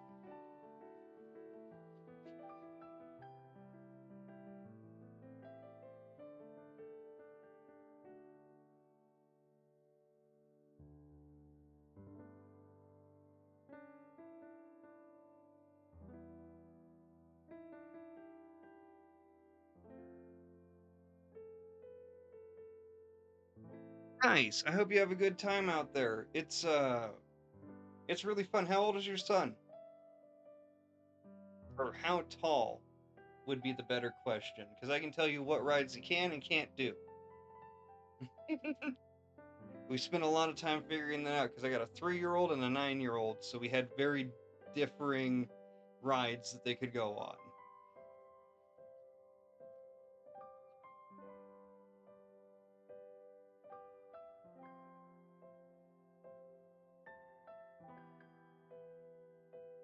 Like, there was only one thing in all of Disneyland that my 9-year-old couldn't go on, and it wasn't even open.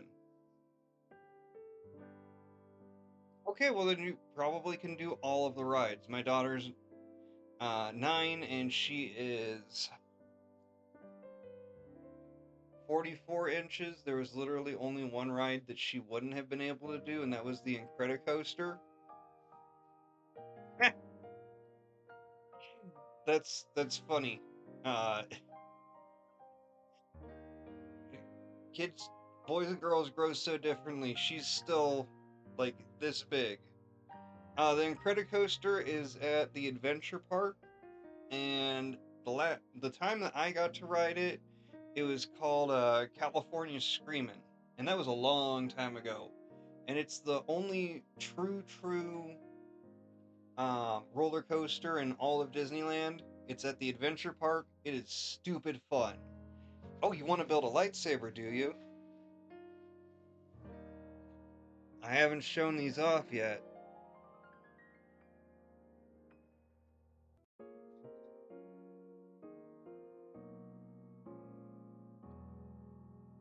I was gonna make a video on this. I'm still gonna make a video on this. We built lightsabers.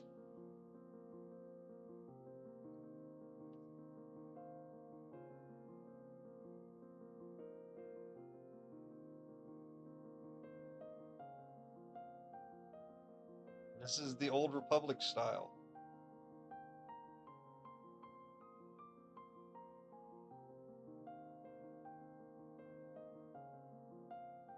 A little closer so you can actually see the detail.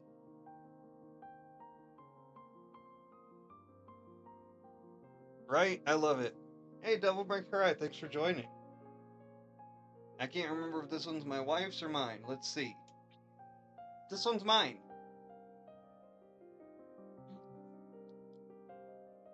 This room's smaller, I'd be having more fun with it.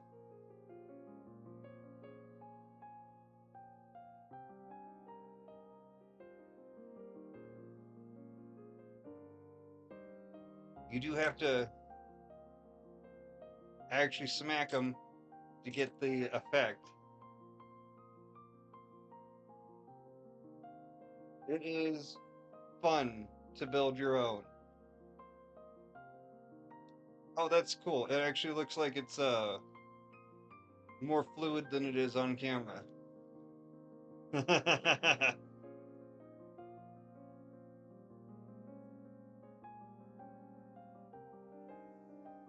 Well, you see that box right there? That box makes it to where I can build mine to have any crystal that I want. It was not easy to get. I had to hunt that shit down. There's not very many of them left.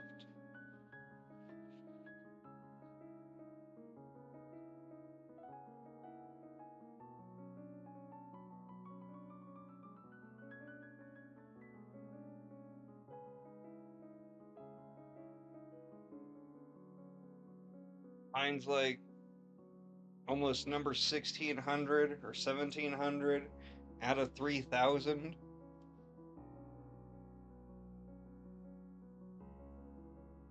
So when you go to Sevi's to build your lightsaber, they're gonna give you a choice on what color you get, and it's just that. You can go with, I believe, I think you could choose yellow, purple, green, blue, or red. And then if you want to do the blind bag pull type thing, you're gonna head. There's a few different places in Galaxy's Edge that you can go and get them. Uh, and the only thing that's like a blind bag about it is that with the red crystals, there's a 1 in like 25 chance that you'll pull a black crystal, which is Snoke's crystal, and that's about as blind bag as it gets with the crystals. Now, this thing gives me all of the first series of crystals that they made, and I've got the Sith holocron and the Jedi holocron in there. I do want to do a live where I fuck around with those, but I realized that I no longer had enough room to store all my nerd shit. So I needed to bring this in here and redo it. But yeah, it is worth the $200 and something to build your own lightsaber. My wife got a lightsaber also, but we got the connection piece so we can put them both together and spin it around, you know, like a double lightsaber.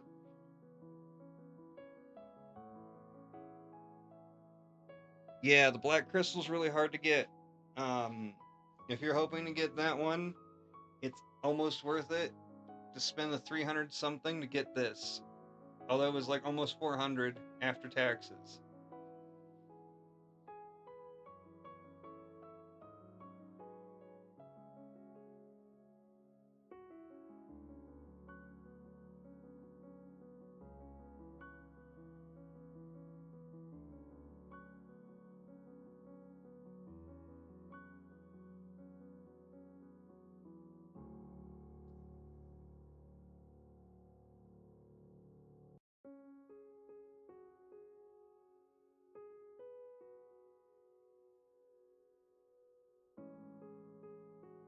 So this is everything it comes with.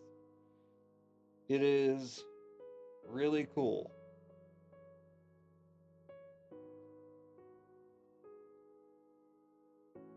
I will do something where I go through and do all the sounds and voices with them. I had to actually research what to do with them because it's not intuitive, and I didn't want to read the guidebooks.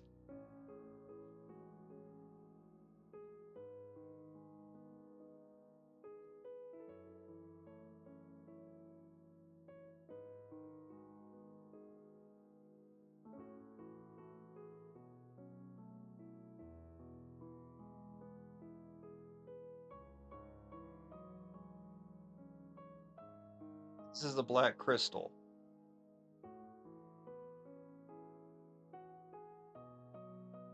It says Supreme Leader Snoke.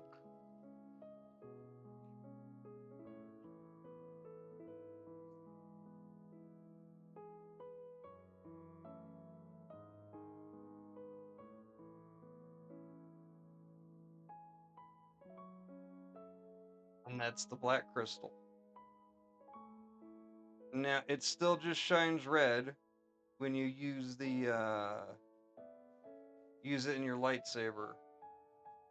But it looks really fucking cool.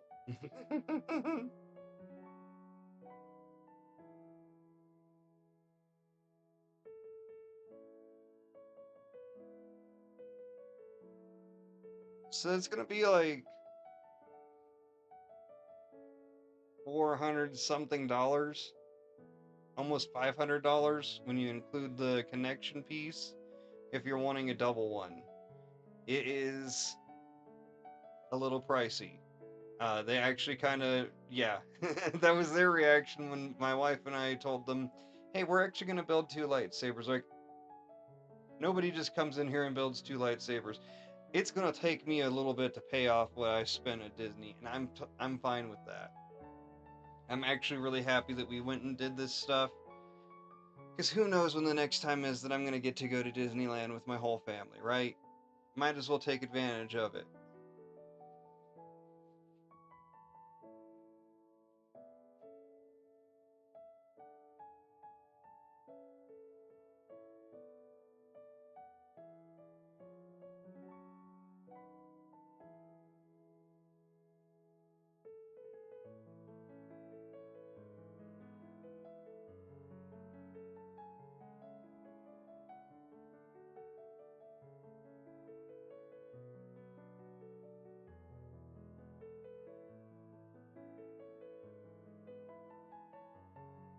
Um, for the doubles, no, not really.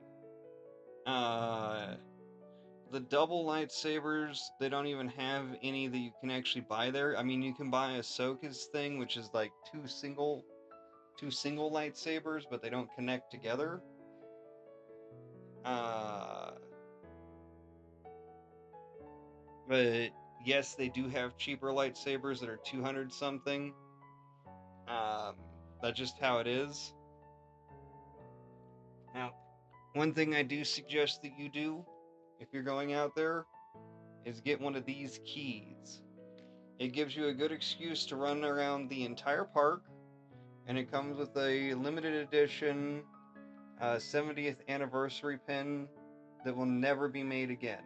It's a collectible that if you don't get it this year, you're not getting it.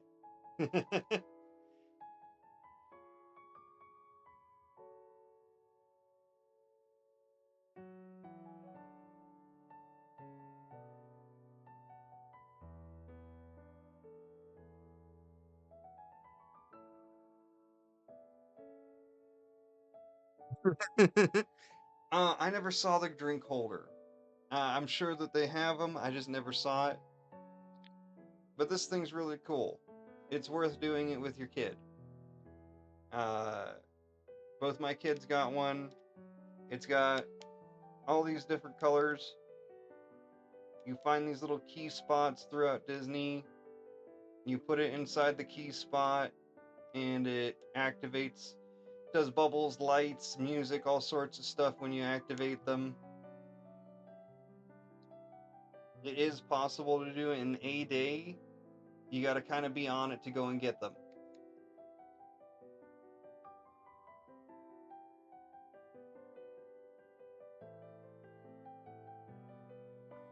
You have to go back to the one at the front gate, or it will not open this little door. Little door.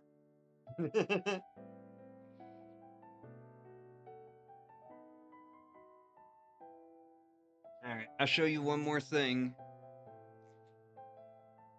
No, no, there's nothing that I saw from Onward there.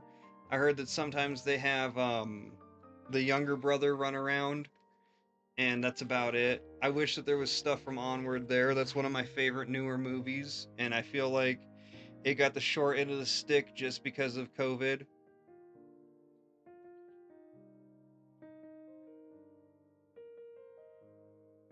This is my droid. You remember the wicker shelves. I built a droid. My wife built a droid. My 9-year-old built a droid. My mom built a droid. I spent like $1,000 on droids.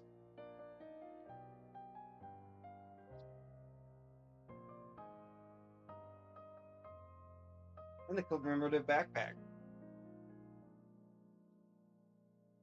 The BB-8 is really cool. So the inside of the BB-8 has like this little sphere thing, and it's got a really strong magnet on the top of it, and it keeps the head in alignment wherever it goes, no matter what. It's actually really cool.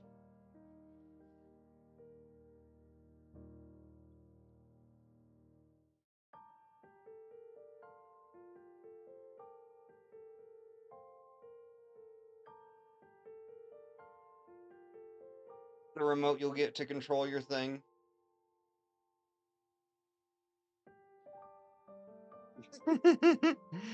Yes, the wicker shelf is really nice. It came with the house that I'm renting.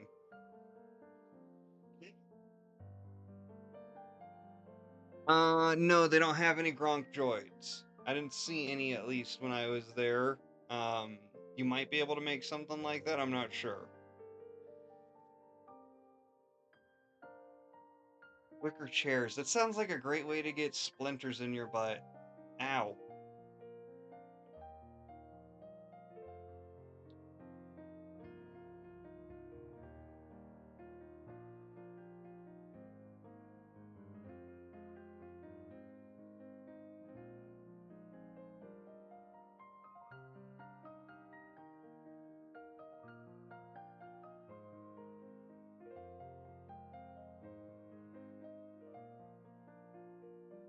Okay, good. Good. I got a Gonk droid inside or Gronk droid inside that Darth Vader back there.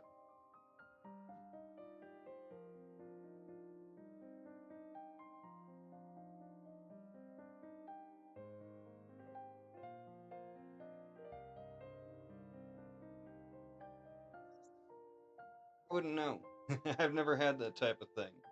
So this was something that was really cool. That's in Galaxy's Edge, the Star Wars area. This is a Sprite bottle. Look at this. I didn't even want to throw these away.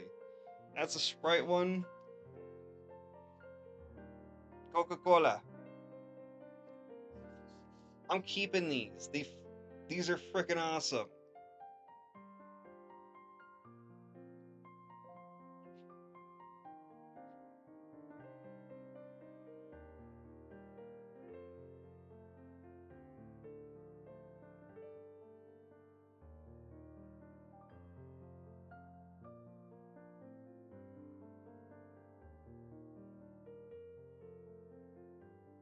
Where's Spider-Man? They got like a huge Spider-Man section at the Marvel area. Um, Hell, one of the only superheroes I saw the whole time I was there was Spider-Man. He was doing a meet and greet. I think the other one was Star-Lord. I think he's in both. I think you're gonna get a different Spider-Man costume depending on which one you go to.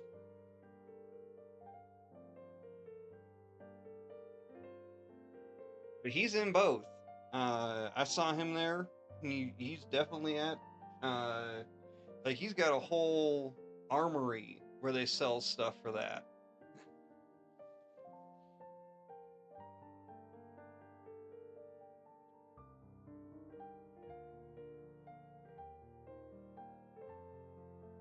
Okay.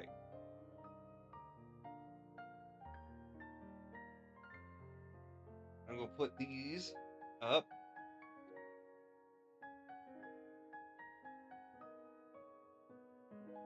OG Dragon Ball DVD box set.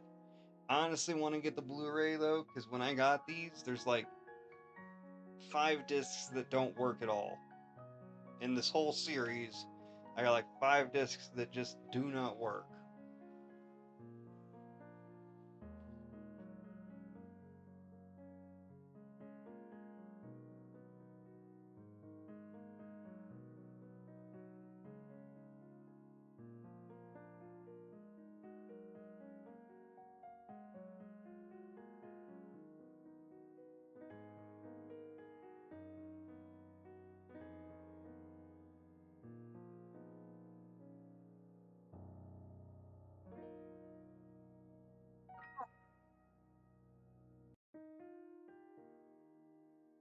And then I got all of this.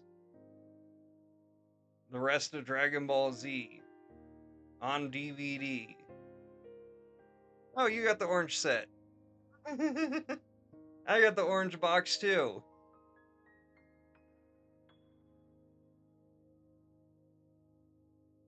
I've had like 3 of these not work so far, and we have made it to almost the end of the Frieza saga.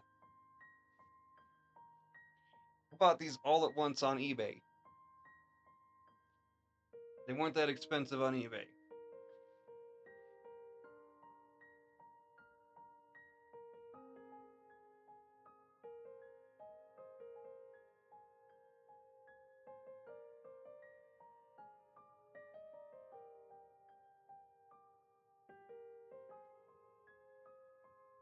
Step falling.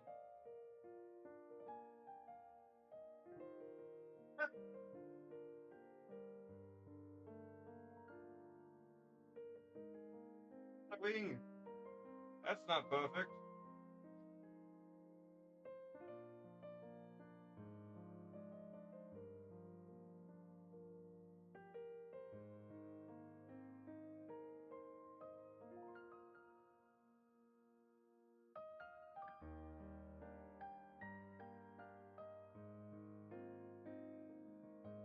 Shit, I'm missing a part. Where is it?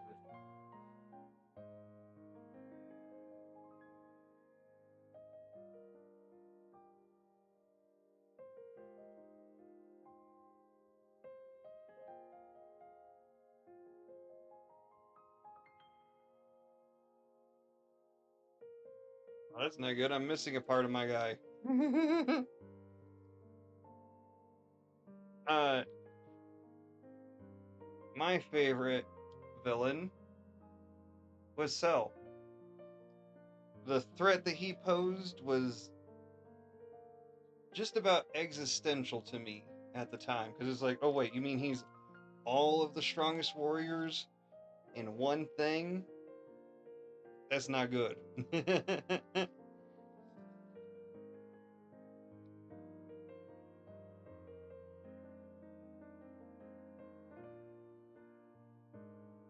We have something like that called Bookmans here.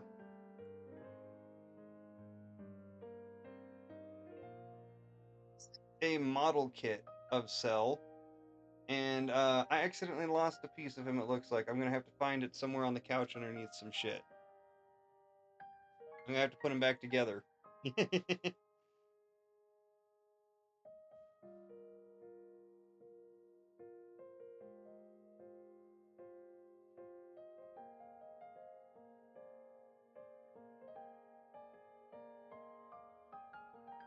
And then, of course, I got these.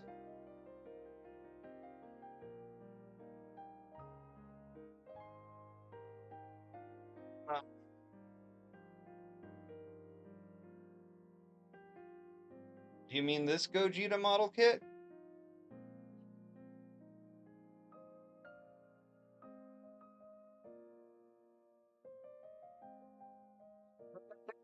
I knew exactly which one you were talking about, man.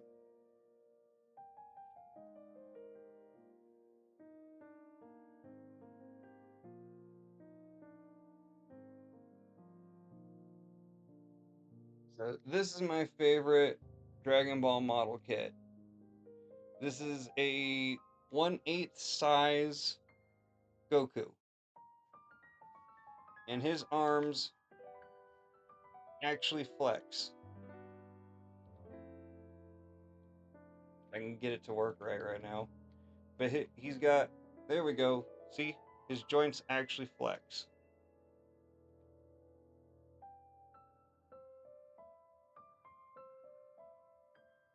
Or his muscles flex. Yeah.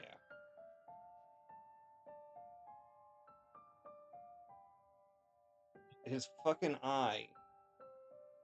The stickers they made for his eyes are shit.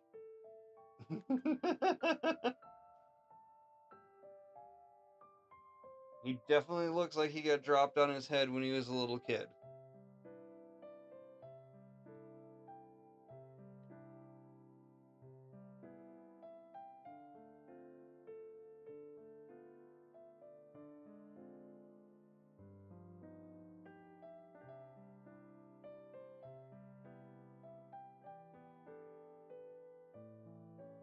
The one that I think that's actually the coolest, even though his hair sucks and keeps falling off,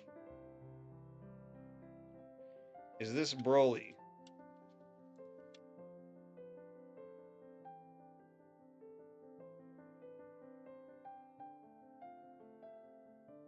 Look at this thing. This is a model kit. The level of detail they got on Broly is crazy. And he is huge.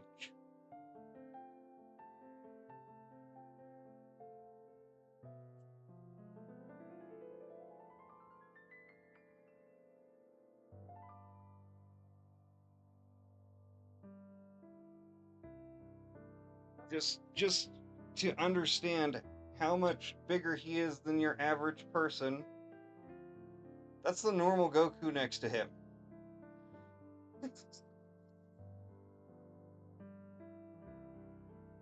Broly's a frickin' monster.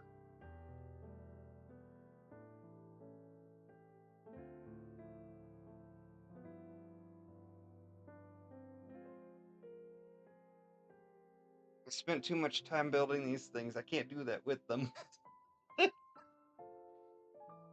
Old Broly's bigger. Old Broly is bigger. And also, the model kit last time I saw one for Old Broly is for like $300. They might be cheaper if you can find a good deal on them, or they made some more. But the last time I saw one, it was like $300 for one.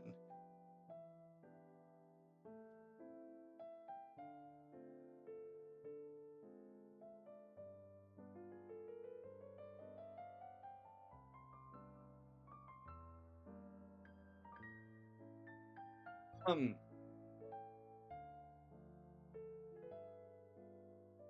I think that he has more depth.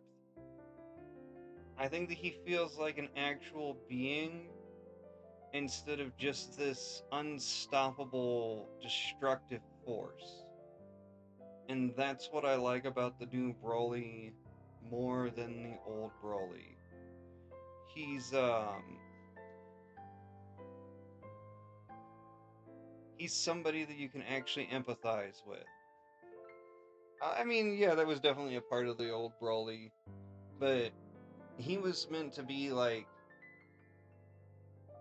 what Goku would have been if he had actually given into the rage of becoming a Super Saiyan, right? He was supposed to be the legendary Super Saiyan that Vegeta talked about as it was an unstoppable, destructive force unlike anything else that could possibly tear the whole universe asunder. That was old Broly. I think new Broly could do that though. I think that if he really let his power get away from him, it'd be a problem. I definitely believe he could wipe an entire galaxy like from existence. But I mean, that's anything over, honestly, maybe even Super Saiyan 2 already is galaxy level. Could easily wipe a galaxy. Nope, nope. Uh, I'm really conflicted on if I'm going to continue with Dragon Ball at all. And that's all I'm going to say. It feels wrong to me to essentially be dragging somebody out of his grave for a quick buck. Um,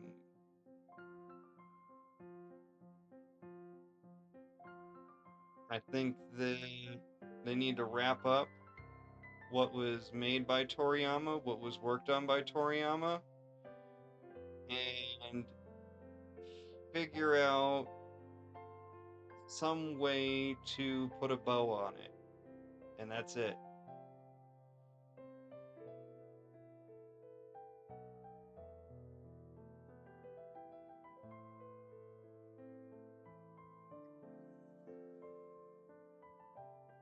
Heard about what they did with Daima. Don't buy it. If he really did pass it to Toyotaro, then you know who needs to become the new main character, right? It's not Goku. Goku wasn't meant to be the main character this long. The fans forced him to keep making Goku the main character. Toriyama wanted someone else to be the main character a long ass time ago.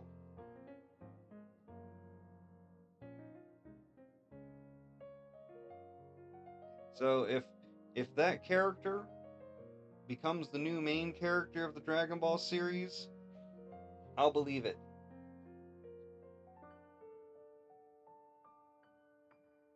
It was a self-insert. Um,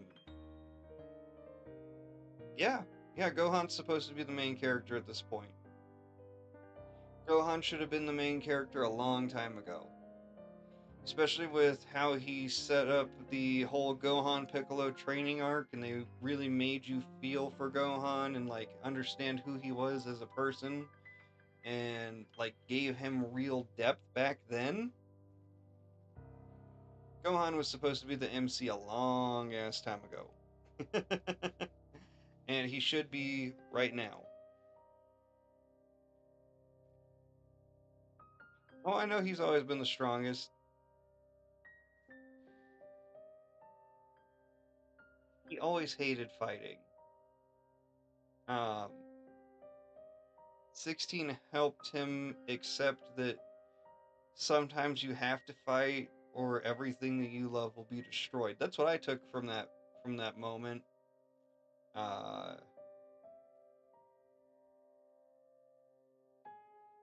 his death is what made him realize if I don't fight right now, everything I love about this planet is dead.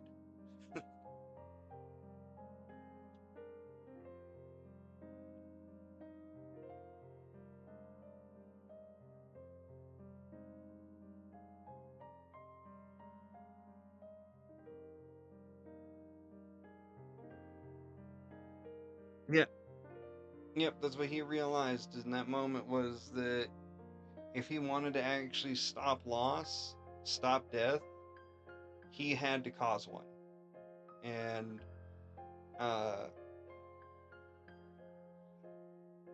for me, that made it to where Gohan was okay with fighting, as long as he didn't have to kill again. I think that's the thing that ultimately messed him up, is that he doesn't like destroying life, no matter who it is.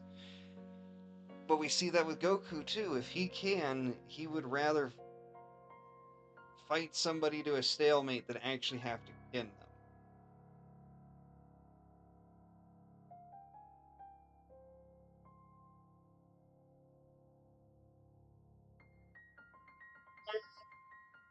Well, he couldn't do the Moro stuff because he was back on Earth.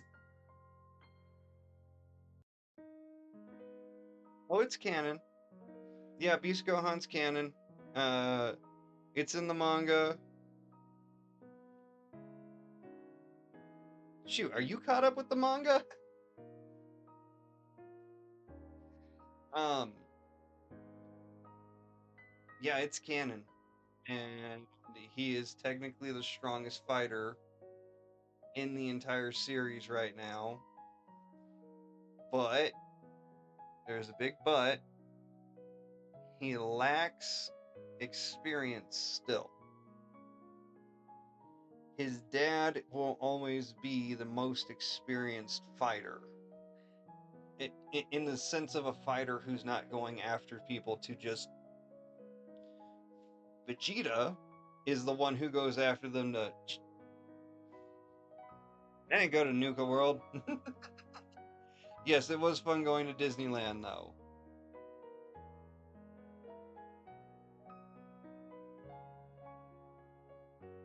Oh no, there's more.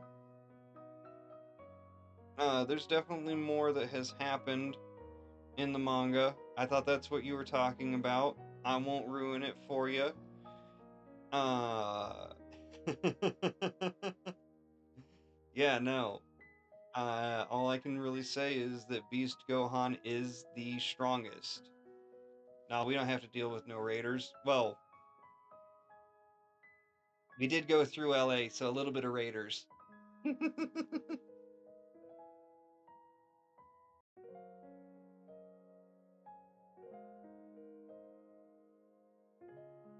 Oh, I'm not gonna ruin it for you.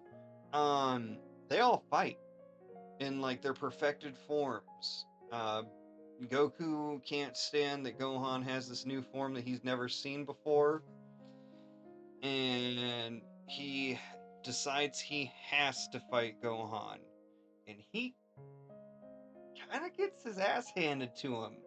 And Vegeta jumps in the fight too with Ultra Ego, and kind of gets his ass handed to him. And Broly jumps in with a controlled Ikari state and kind of gets his ass handed to him. And that's about as much as I can tell you. Because that's where the whole thing ended. Like, officially. There, as far as I know, hasn't been another, like, full issue released yet. Because they're still trying to figure out what they're going to do.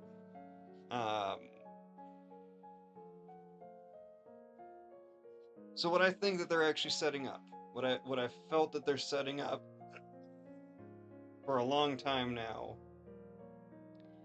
is that Vegeta will become the new god of destruction. Uh, and then Goku will become the new angel. And very appropriately, Gohan will take on the new position of a Kai, since they're gonna go extinct anyway. And all the three major positions in their universe will be taken over by Saiyans. Yeah, yeah. Well, and he's the one that's mastered Ultra Instinct, which Whis is literally always in Ultra Instinct. No, no, Oob is still. We need to drop Oob. I don't think it's ever gonna happen.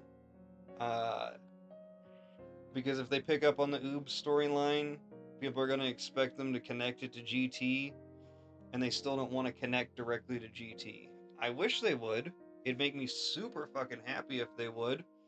It'd make it canon that Super Saiyan 4 is actually the strongest form out of all of them, which I feel like it should be. Oh yeah, no. Canon, what is supposed to happen after all the events of Super, is that little tournament where he picks up Oob.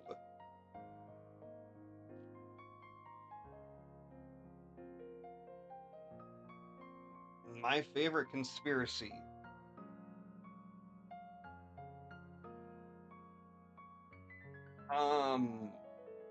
Hard light hologram reality. biological hologram reality. I think this would be a little bit more accurate to summarize my favorite conspiracy. Which doesn't mean that anything is less real than it actually is. It's just that things don't appear as they actually are. That's my favorite theory. Have fun looking that one up.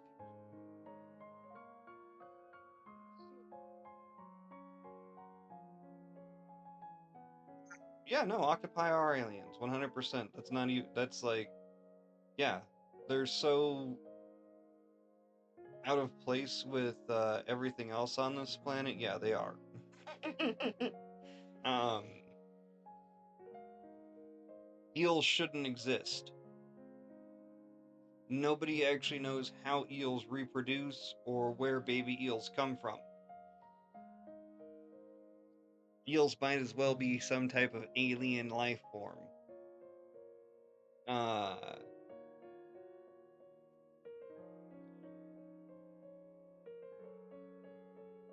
Black hole reality is another one that I like a lot.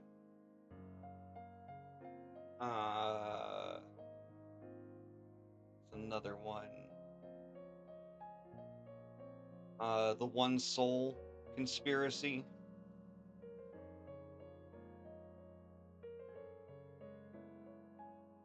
Yes, about the eels. When I found that out, that kind of fucked with me a little bit. It's like, so we don't know how they actually exist. All the ones that we have in captivity, nobody's ever actually witnessed them mating. They've never seen eggs. They just kind of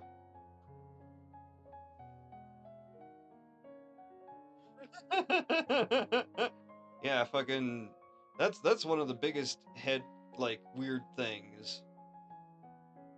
Oh, dude, ocean life is so much different. It's had to evolve in infinitely harder circumstances than we've ever experienced. I don't.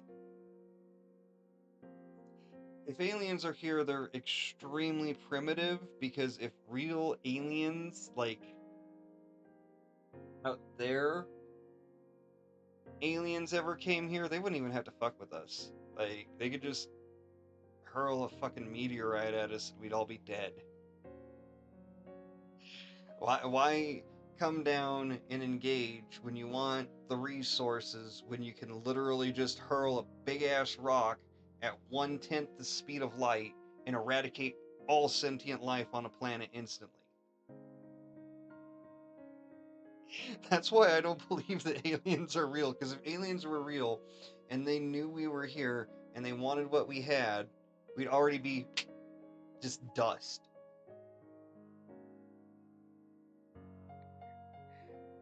Yeah, I'm familiar with the stages of evolution and what is it? The stages of civilization, sentient life. I'm familiar with that.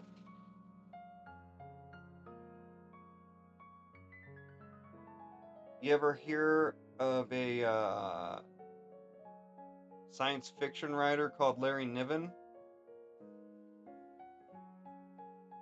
You should really look into Larry Niven.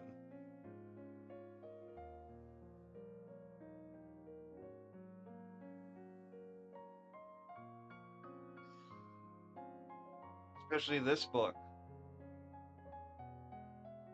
You know, a world that actually uses 100% of its solar allowance. A ring world. Maybe something like a Halo.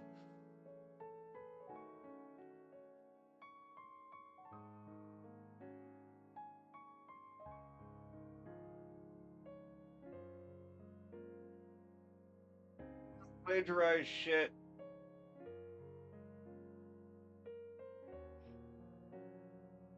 Yes, Dyson spheres. Those are really cool.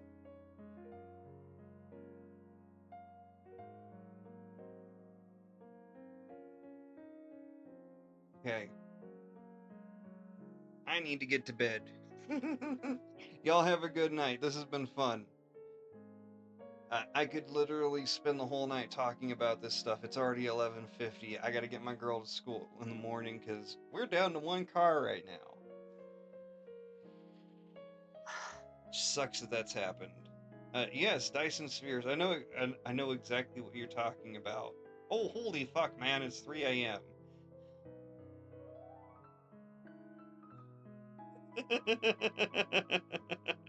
You have a good night, stat. That is so late. Thanks for coming and hanging out, though. Same with you, Preston, and thank you, Pat, whoever you are. You never said hello. See ya.